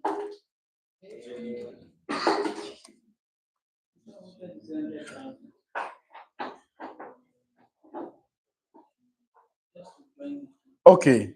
It has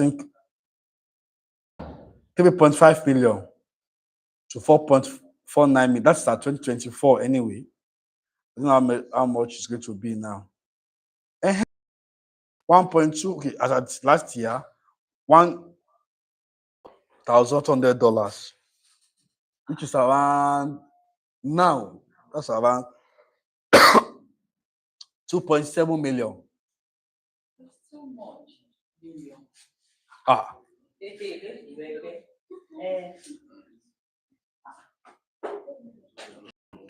okay, I'm even looking at Zikoko, trusted 4.5 million to join the club. So that's not our focus. Our focus is people join this club. Now you're looking at 5 million. But you join this club because all the people that all of you are in the club are millionaires. 5 million is not a problem. So when a contract, and I know this thing because of my recent work experience.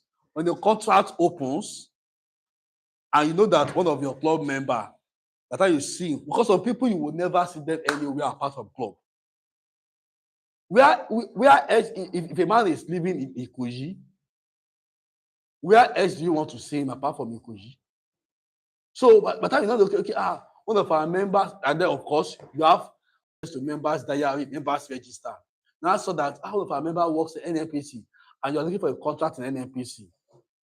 Just go say, Mr. Davis, maybe after the meeting, maybe you have your meeting once every month, for example. Mr. Davis, I'm for a contract in your. So people join those things as authority and power. It's like, all of us know how Egbe is now. They act in the interest to like, if Omegbe is suffering, a lot of us are suffering. So the next is self-esteem. You want to feel I remember Ikoyi Club. Anywhere I go, Ikoyi Club, people respect you because you have social status. The next is security.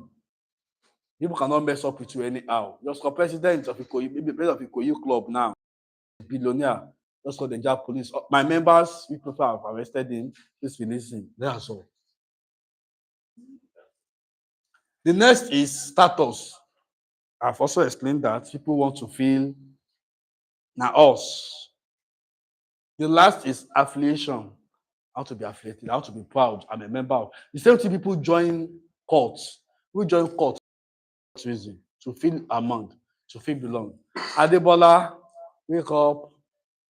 Welcome back. We miss you. Under which can we put assistance?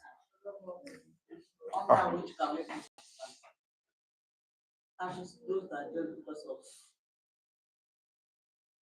I think under maybe power and authority. Oh, security.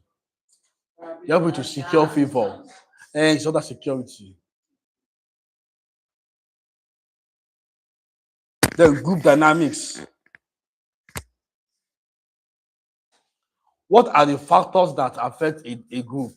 How many of us here is leading a group? Any group. How many of us are leading a group? What group are you leading?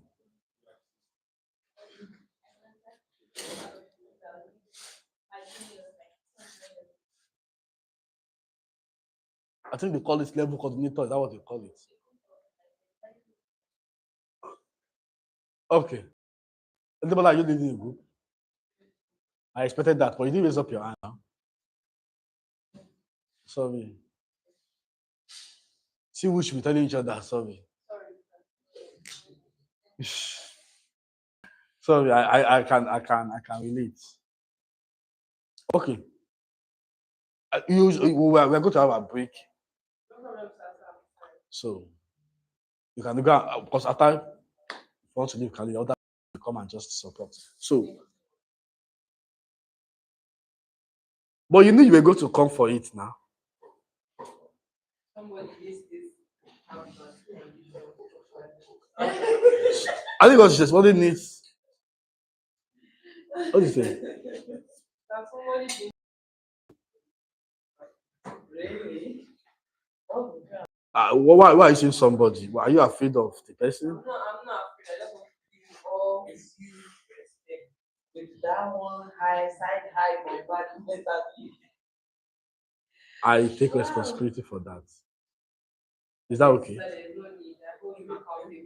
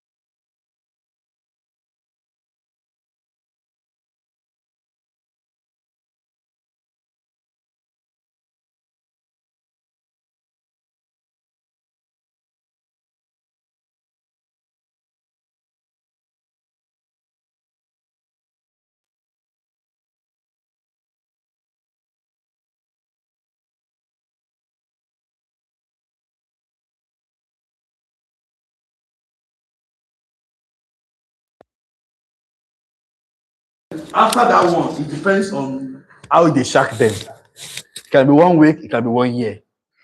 From experience. After the forming stage, you now move what you call the storming stage.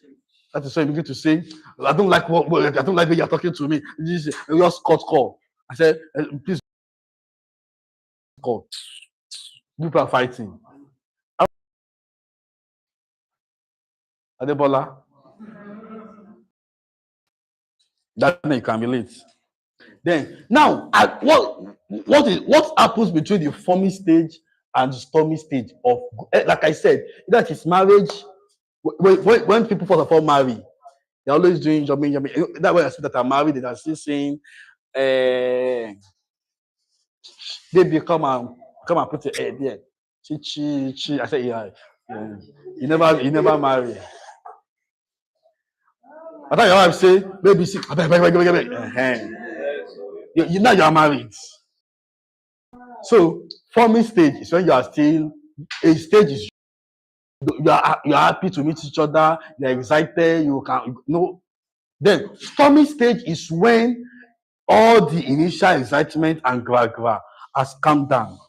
You are now discovering each other's responsibility, each other's strength, each other's weaknesses, and you are saying, I don't like the way you talk to me. No. I don't like the way you spend money too much. I talked to you yesterday, you just ended the call. No, it was not network. I didn't end the call. Say you very well. No, you ended the call. I'm very sure that okay, I'm sorry. That's why you know this fine girl, he gets small banje. He gets small banje. The girl beautiful, but he gets small banje. We the parents are trusting God for.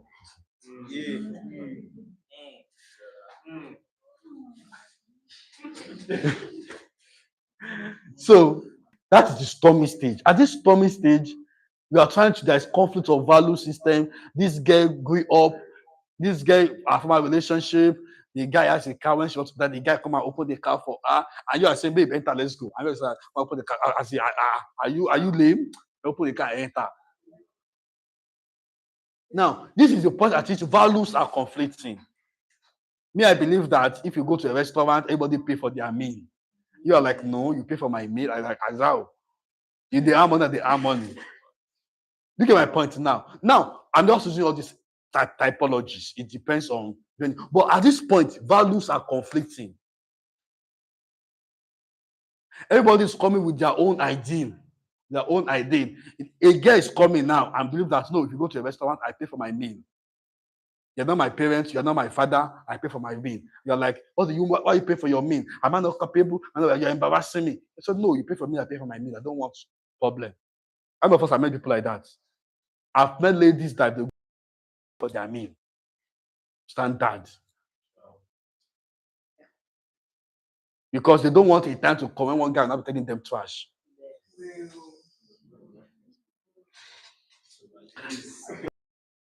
When the guys handle that, the guys are feeling like, am I not capable? Are you feeling like, I said, no. They said, no. Take care of yourself. Take my price of myself. Before I met you, I was fine. So meeting you is not going to make me a liability to you. Yes. Now, I'm just giving examples of values.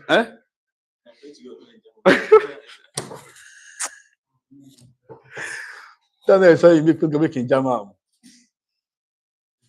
You have been quiet. Are you fine? You've been quiet, you've not been sleeping, you've just been observing. I'm proud of you. But the power of fearless. Or what? But I would is proud of you.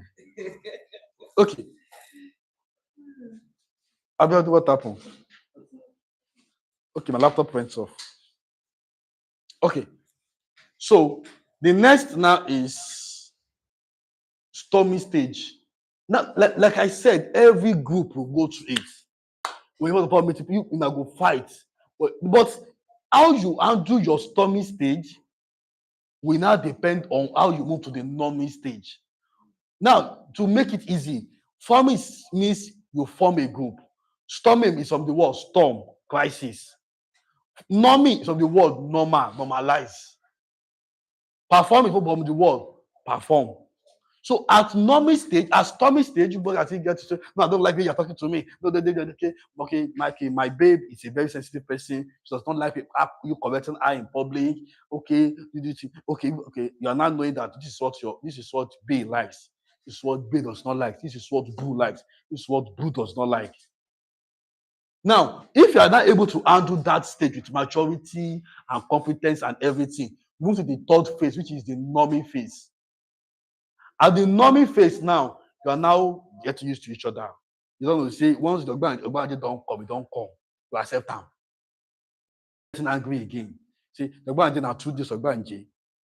You start on Monday morning, you could finish Tuesday evening. So by Wednesday morning, you are calling now, babe, how are you? You are fine. Now you resume this thing. Before when the Ogbaje come, you vex. But now, you don't know the Ogbaje they come regularly. That is the norming stage of group forming. Then, when you have not normalized now, Say, okay, now we don't sabi each other now. Because you don't normalize, you don't get used to each other now, you now move to the performing stage. At the performing stage, you are now performing high. You are now doing work, you're now cooperating, you are having high, and everybody is pam, pam, pam, pam. The last is now a journey. At this stage, you have finished your task, you have finished your job, and you are ending the relationship.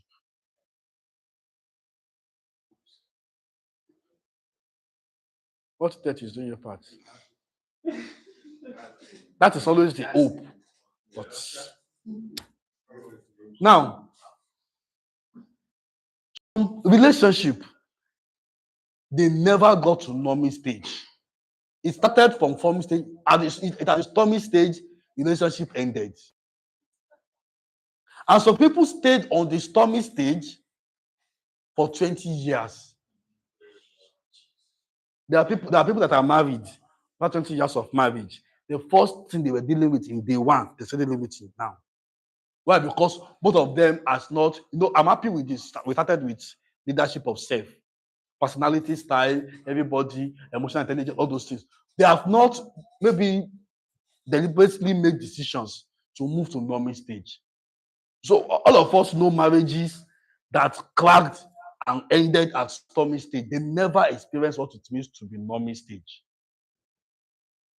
Not even talk of saying they're not collaborating to do business together, to build houses, to buy cars. They never experienced performing.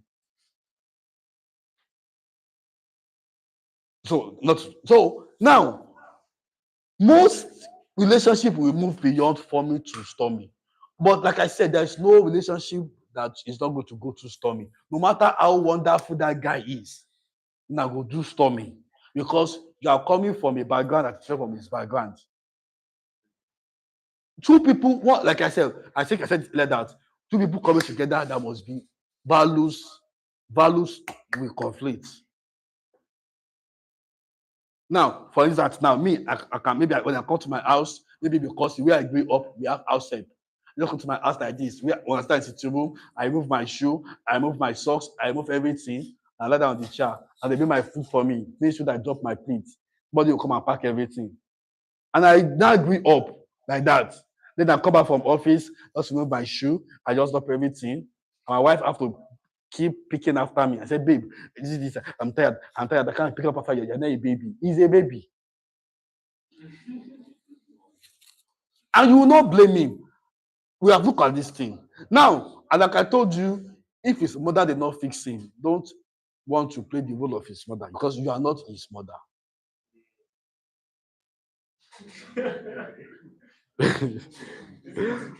I was telling somebody the other time, I said, no, it was like, no, somebody was telling me, I said, that person wants to talk. I said, I'm not your mother. I told the person, I'm not your father. So I'm not, and you didn't assume a posture that allows me to correct you. So I'm not doing that. So why are we looking at this group development? It's because when you understand it, that when your relationship begins to have problem, it is not a problem. It's just a normal thing that should happen. Values alignment. Now, I don't want to use Adebola. Let me use somebody as an example. Who can I say as an example? Abiodun.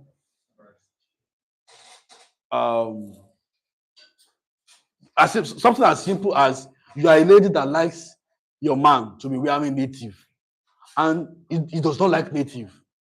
I said, we are going for a wedding. Wedding, okay. Just put on jeans and t-shirt. I'm like, babe, we can't go out like this. He said, no, this is what I want to wear. No, you can't follow me. In your wedding, everybody's wearing native, everybody do this thing. Now when we are jeans and shirt. I said, no, I'm comfortable in jeans and shirt and just put on his canvas and it's good to go. Like, no, babe, you can't follow me like this. If you can't wear native, you stay back at home. No, I stay back at home. And then she drove and went. Why are you angry? Then why are you angry? This man has lived all his life. All his life, wearing jeans and t-shirt and is enjoying it. Do you not think that because you're an English, you're now going to change? No. Two things have to happen. You have to decide to change. You can't change him. I don't know why I'm driving this point. You can't change him. He only choose, like I said, people will choose to change or not to change. And that power is not in your control. So don't do the work that is not meant for you. So if you now choose to change, say, because I love you. I love you. See, my mama, my father and mother, I never wear it because of love I have for you. I go wear it. Hallelujah. I'm happy for you. But if you choose not to change, you have to not accept him like that. If you can't accept him, then au revoir. No, it's at they are no that's outside. No, that's the outside. But they say au revoir.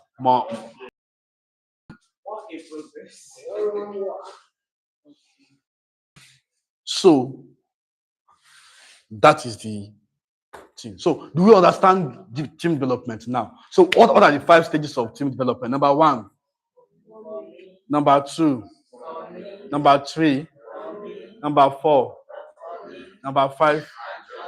Let's go back again. Number 1, number 2, number 3, number 4, number 5. Thank you. So any question regarding that? Like I said, it applies to anywhere people. If today now, for example, this project, have all of us coming together. So people I've never worked with them before, they have to work with me. You add what okay, maybe all of you know about, or some of you know about when Susan that was working with me was saying that working with stuff. He said it's difficult. And we're like, why? He said, because he's so meticulous and excellent about what we are doing. If you send him something, say, no, this is not excellent. You can work on it again. Go and report it again. This. Now, at that point, she can say, no, you're too problematic for me. I can't handle that. And she can say, no. What I'm asking for you is not what is impossible.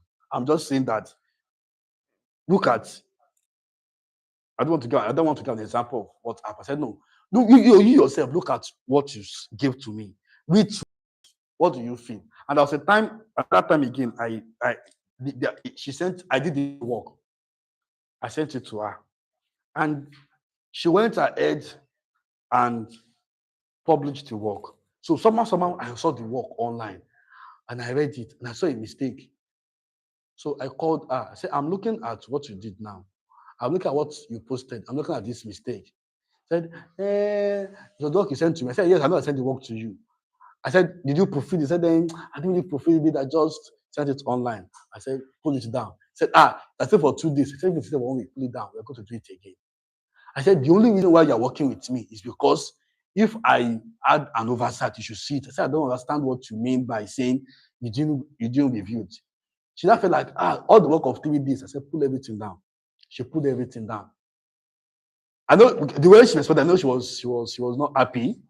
But I said, I prefer that we don't even put anything down for us to put that in. Because when people see the mistake, they will not know that it's not me that posted it.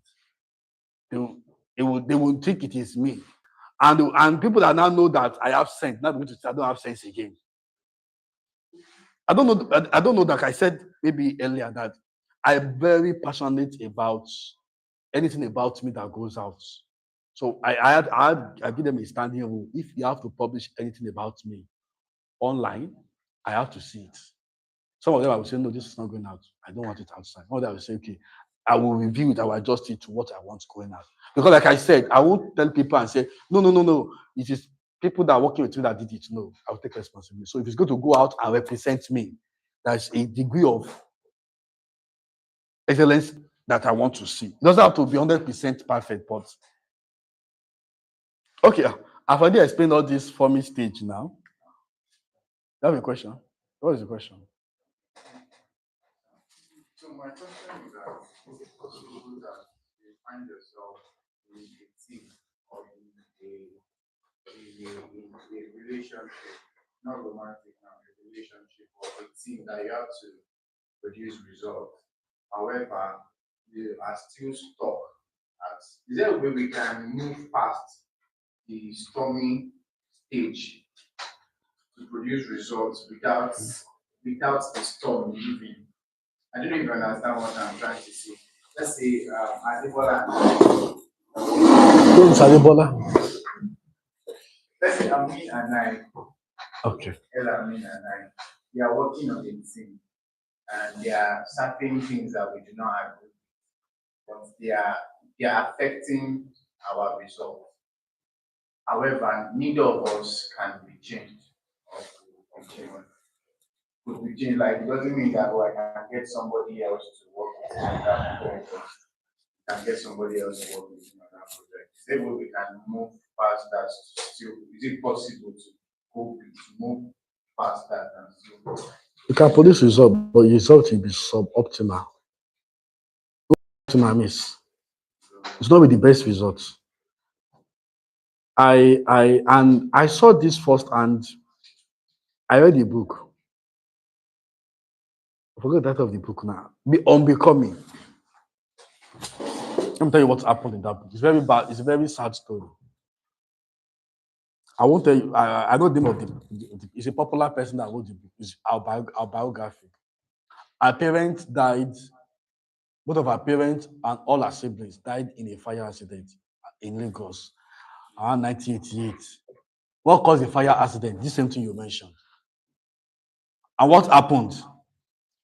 Their parents were rich, so they had house help and have a cook. They have a chef and an house help. They used to rotate coming to the house. So over the weekend, the chef that was cooking noticed that the gas was leaking. The gas was leaking. And she told the madam, I said, Madam, the gas they leak. Oh. Those are those days when gas they explode a lot. Madam, gas they leak. Okay, switch off the gas that is leaking.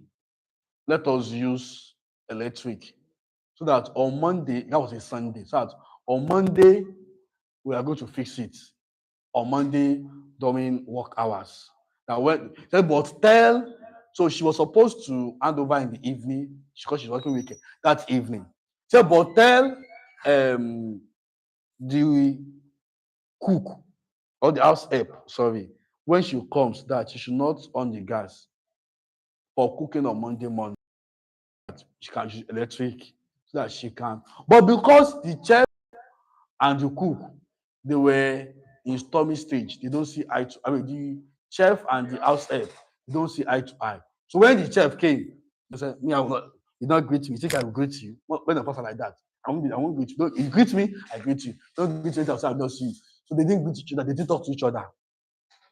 So the chef added over to the house help in the night and went to. When she went to everything, so the following morning, the chef, the house help went to the kitchen on the gas. And she on the gas, trying to put some things in place. And as she finished put everything on the gas, okay, put one or two things. As she just did, the whole house just exploded. Those days of gas, it's not like now that gas is a bit, we have adjusted a lot of things. That gas explosion used to happen a lot. As the lady just chill, the whole house just exploded. And the parents' bedroom were close to the kitchen. And gas spark, it's not like something sparkle. It's like, I don't know if I've seen a filling station bomb before, or a tanker loaded with oil bomb. I've seen it before. I don't want to say air fire, they land it. You can find it air fire before. But if you see the smoke of a burning tanker full with fuel, it's not just smoke, it's sick. The whole house just exploded. He said it was that explosion that killed our father, that killed our mother, that killed our sibling. Why? Just two house help. They were not talking to each other. So back to your question. When you have two people that are at stormy stage, that are still trying to work together, they don't produce the best results because both of them are not bringing their best to the game.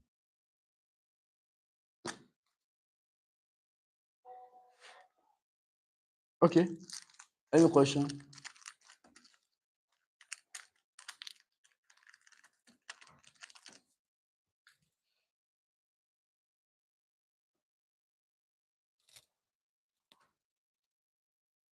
Okay, I think I've explained all the stages, so we just need to move on.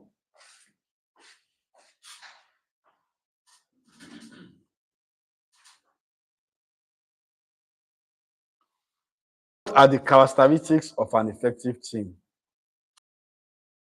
What are the characteristics of an effective team? Number one, clear purpose. What is the purpose of this team? Number two, informality. Three, participation. Number four, listening. Number five, civilized disagreement. Number six, open communications. Number seven, clear roles and work assignments. Number eight, clear values, norms, and identity. Number nine, shared leadership. Number 10, self-assessment. Now, in every team, you're going to have some group of people.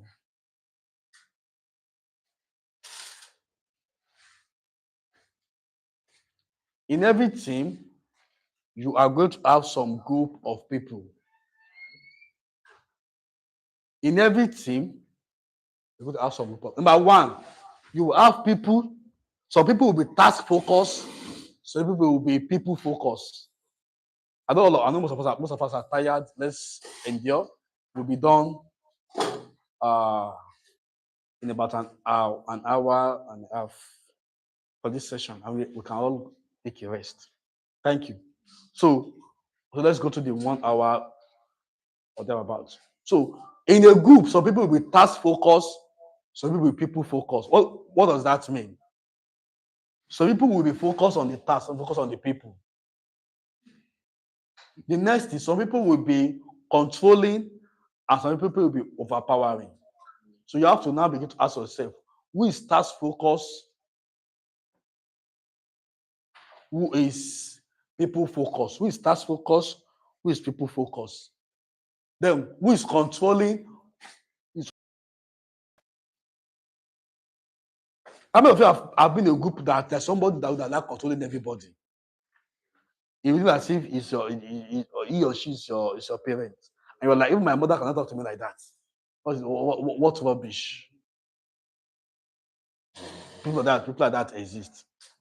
The next is risk taking. Risk averse. What does averse mean?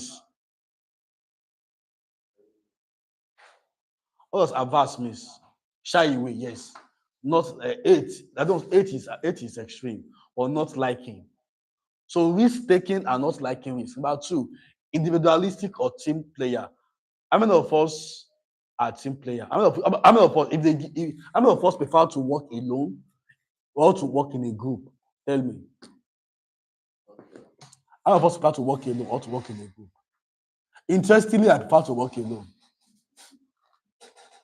I'm a social person, but I prefer to work alone. I have the option between working alone and working with people. I prefer to work alone.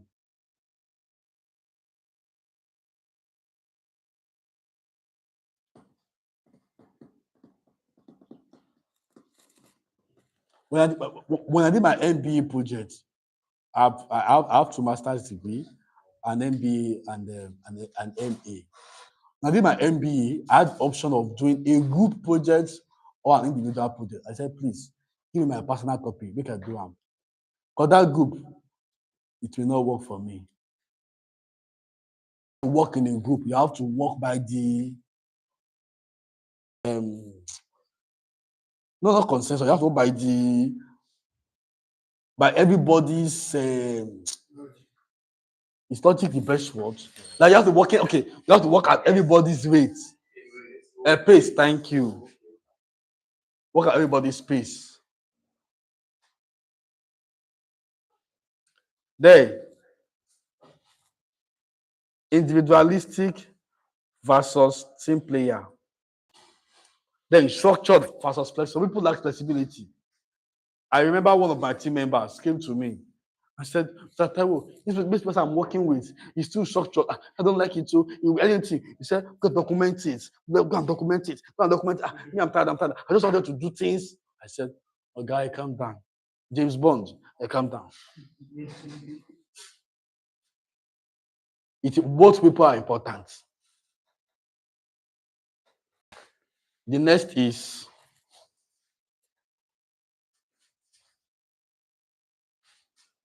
motivation. Now, your motivation, what is motivation? Motivation means anything that activates your behavior. Anything that activates your behavior. So, what that will make you to what example should I give to you? What can I give to you that will motivate you, that will activate you like this? Money. No, you said money before that I asked. No, before. I think, that time I was asking that. That's what the same money. I said after money. You said money again. Is it bright? Okay. So,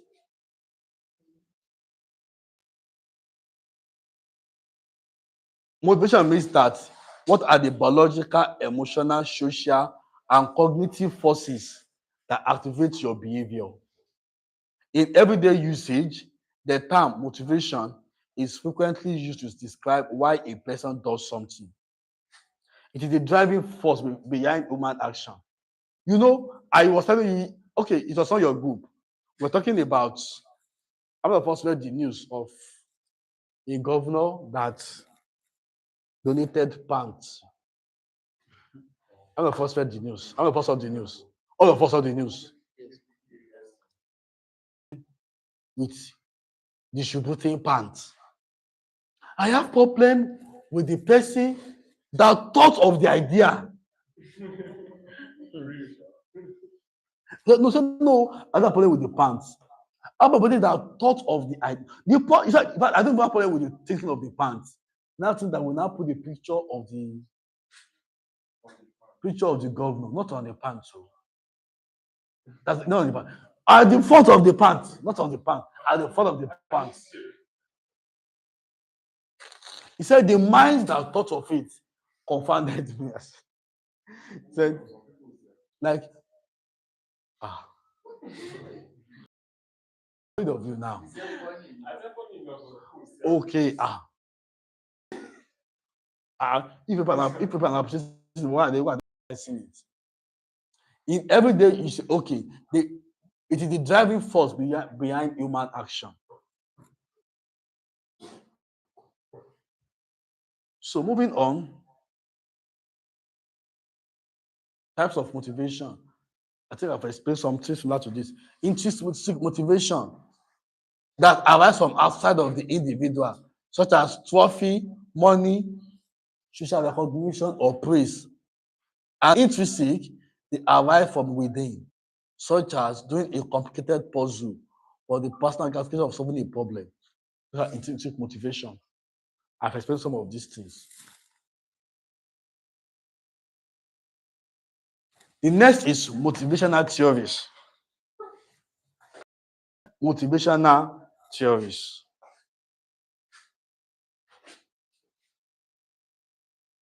McClelland achievement theory, Adam equity theory, mass hierarchy of need.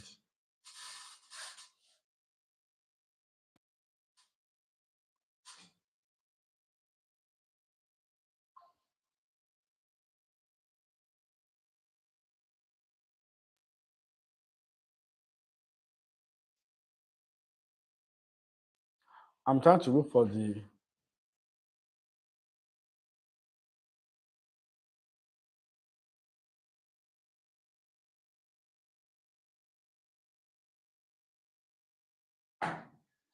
okay. Now, can you give me a minute, everybody? I'm trying to these motivational theories. I try to scroll through. I'm not finding it, so I wanted to quickly do something.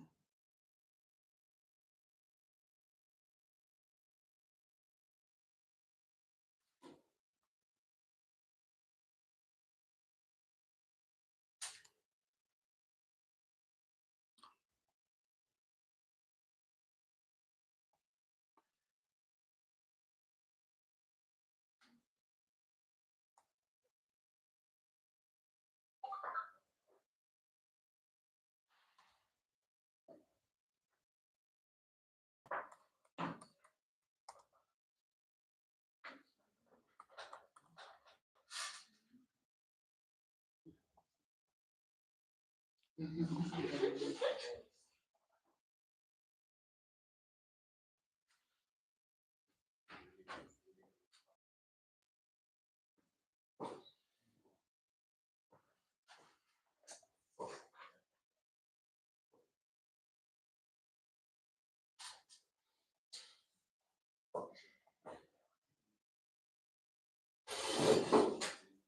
coming, please, a minute. So I'm trying to help us understand all the theories because I wanted to explain them to you.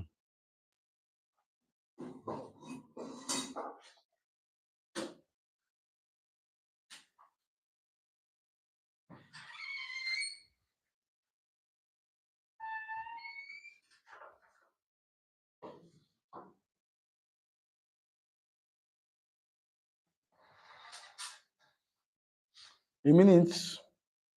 So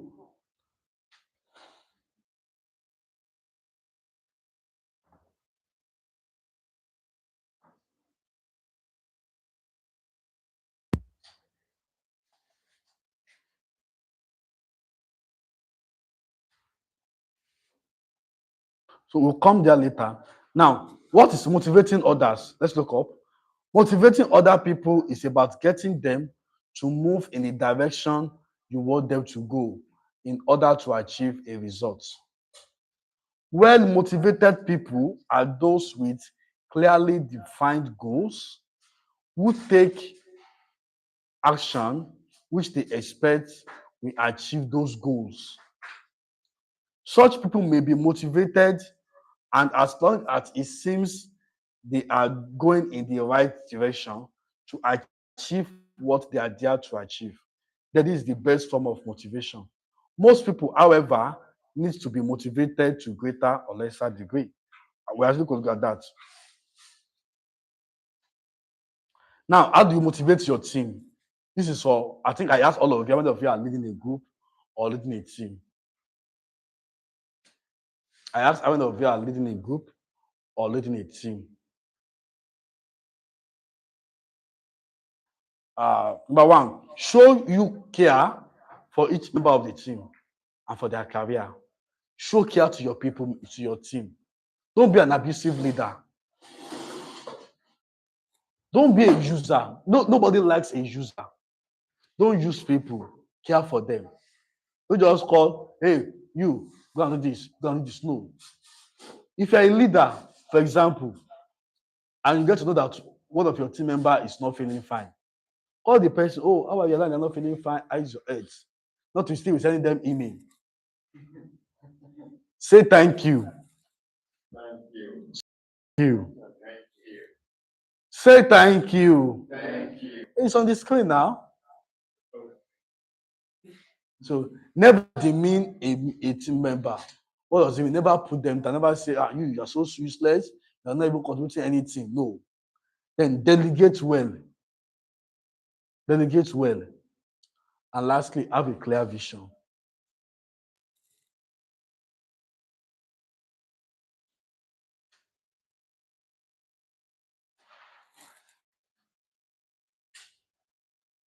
Next is trust your team. Don't doubt your team. Trust your team. Next, be honest. Be honest with your team. Next is set clear expectation. Set clear expectation. Set clear expectations. Next is over communicate. Over communicate.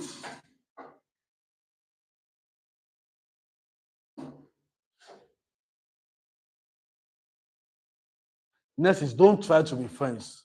Don't force your friendship on people. What did I say? If you want to be offended, be offended. Don't be offended, them go. Don't use your life chasing someone that's going to waste your life.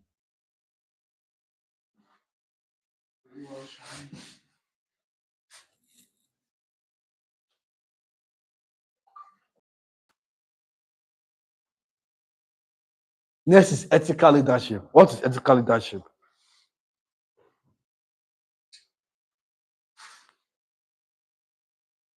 Next is ethical leadership. What is ethical leadership?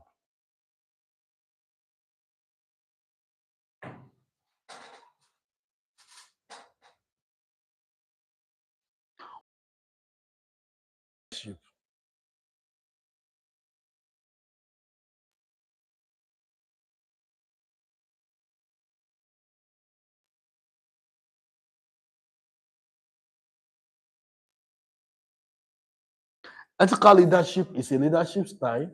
So let's look at the concept of ethics.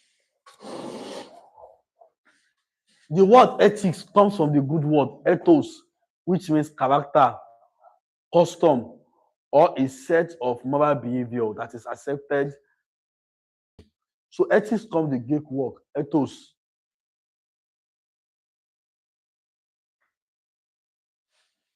Ethics is the study of social rules. Ethics is the study of social rules. Ethics is the study of social rules that limit our conduct, especially ultimate rules concerning what is morally right and wrong. Now, ethics can be a character or a custom that is accepted. It can also mean a rule that determines what is right or what is wrong.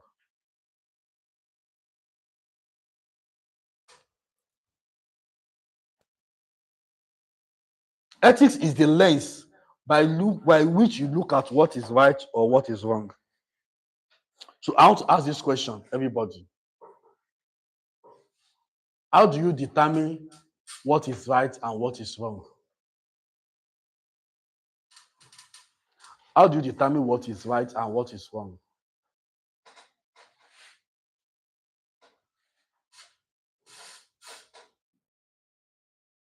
Societal construct. Rules and laws that govern particular system. That means rule and wrong is societal based. I said it could be societal construct. It could be rules and laws that govern a particular system.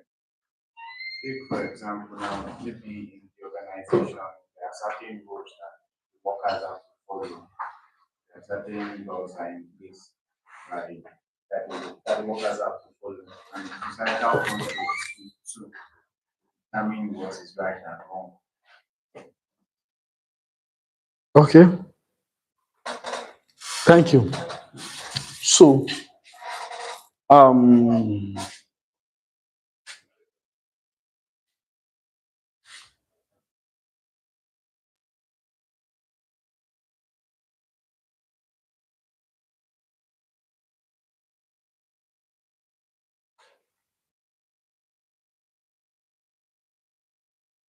when you see someone has ethical behavior in simplest term is knowing what is knowing and doing what is right. Ethical behavior is knowing and doing what is right.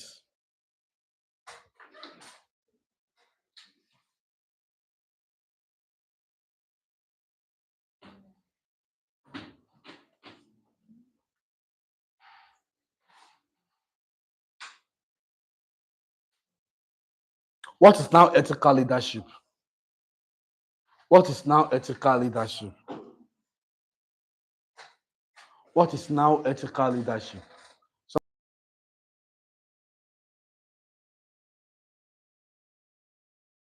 For the integrity and the rights of others.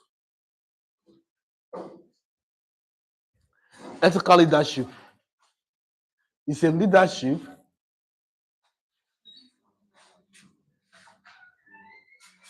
that respects ethical beliefs and values for the dignity and rights of others. Next is, it is to such concepts as consideration, charisma, and fairness.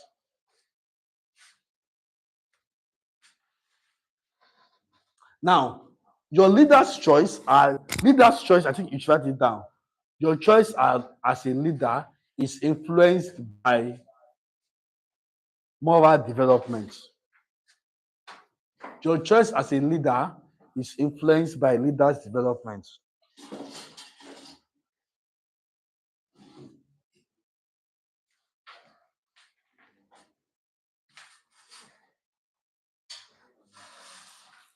Your choice as a leader is influenced by their moral development. So if a leader is morally bankrupt, it cannot be an effective leader. One house, please. One house. If a leader is emotionally bankrupt, he cannot be an effective leader.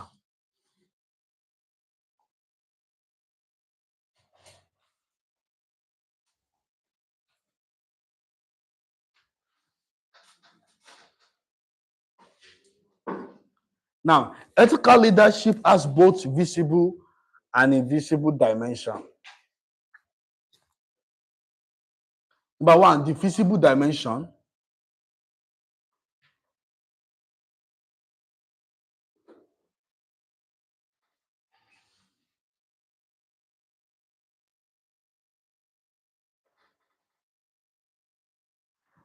Now, the invisible part or the invisible aspects of self-leadership lie in the leader's character, his decision-making process, the set of values and principles on which he relies on to make his decision, and lastly, his courage to make ethical decisions in tough situations. His courage to make ethical decisions in tough situations. Now, the visible part of ethical leadership is in the way the leader works and treats each other, also in his behavior while in public, his statements and his action.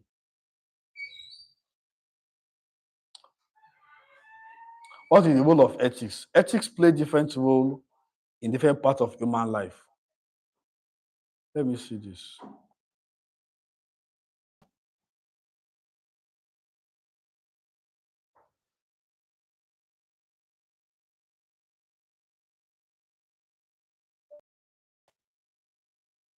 Okay. Now, ethics play different role in different parts of human life, such as personal ethics determine personal behavior, professional ethics also determine the profession of practitioner in various fields. Now, 5 principles of ethical leadership. Number 1, respecting others.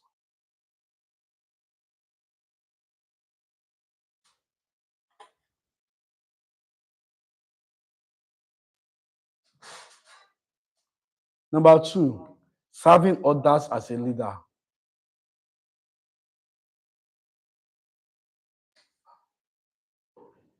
Serving others as a leader. Being just as a leader.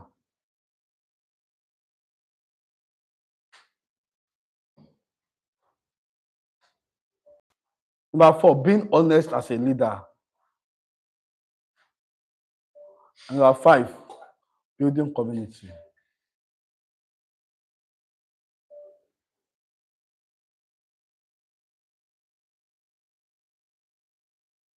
Now, next is ethical dilemma.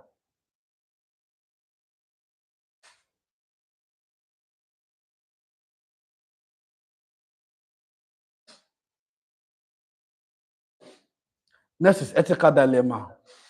Now, dilemma is a situation in which a person is forced between 2 conflicting opinions.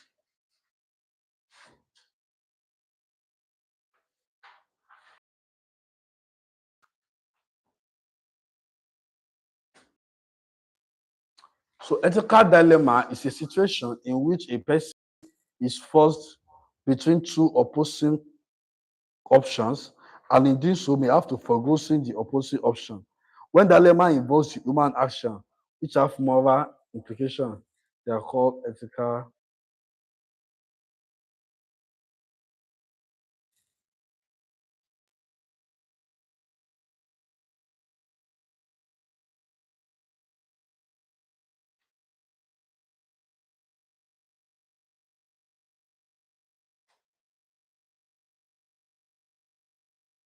Are we together?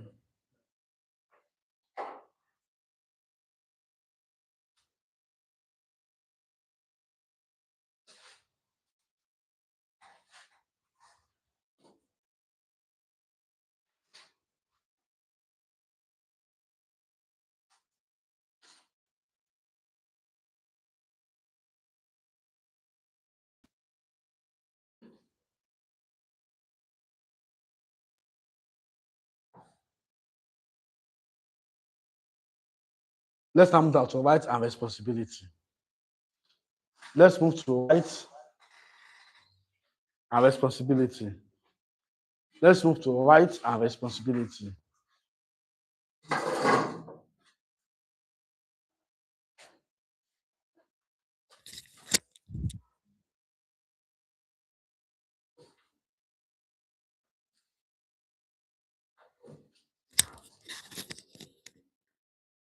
Right and responsibility.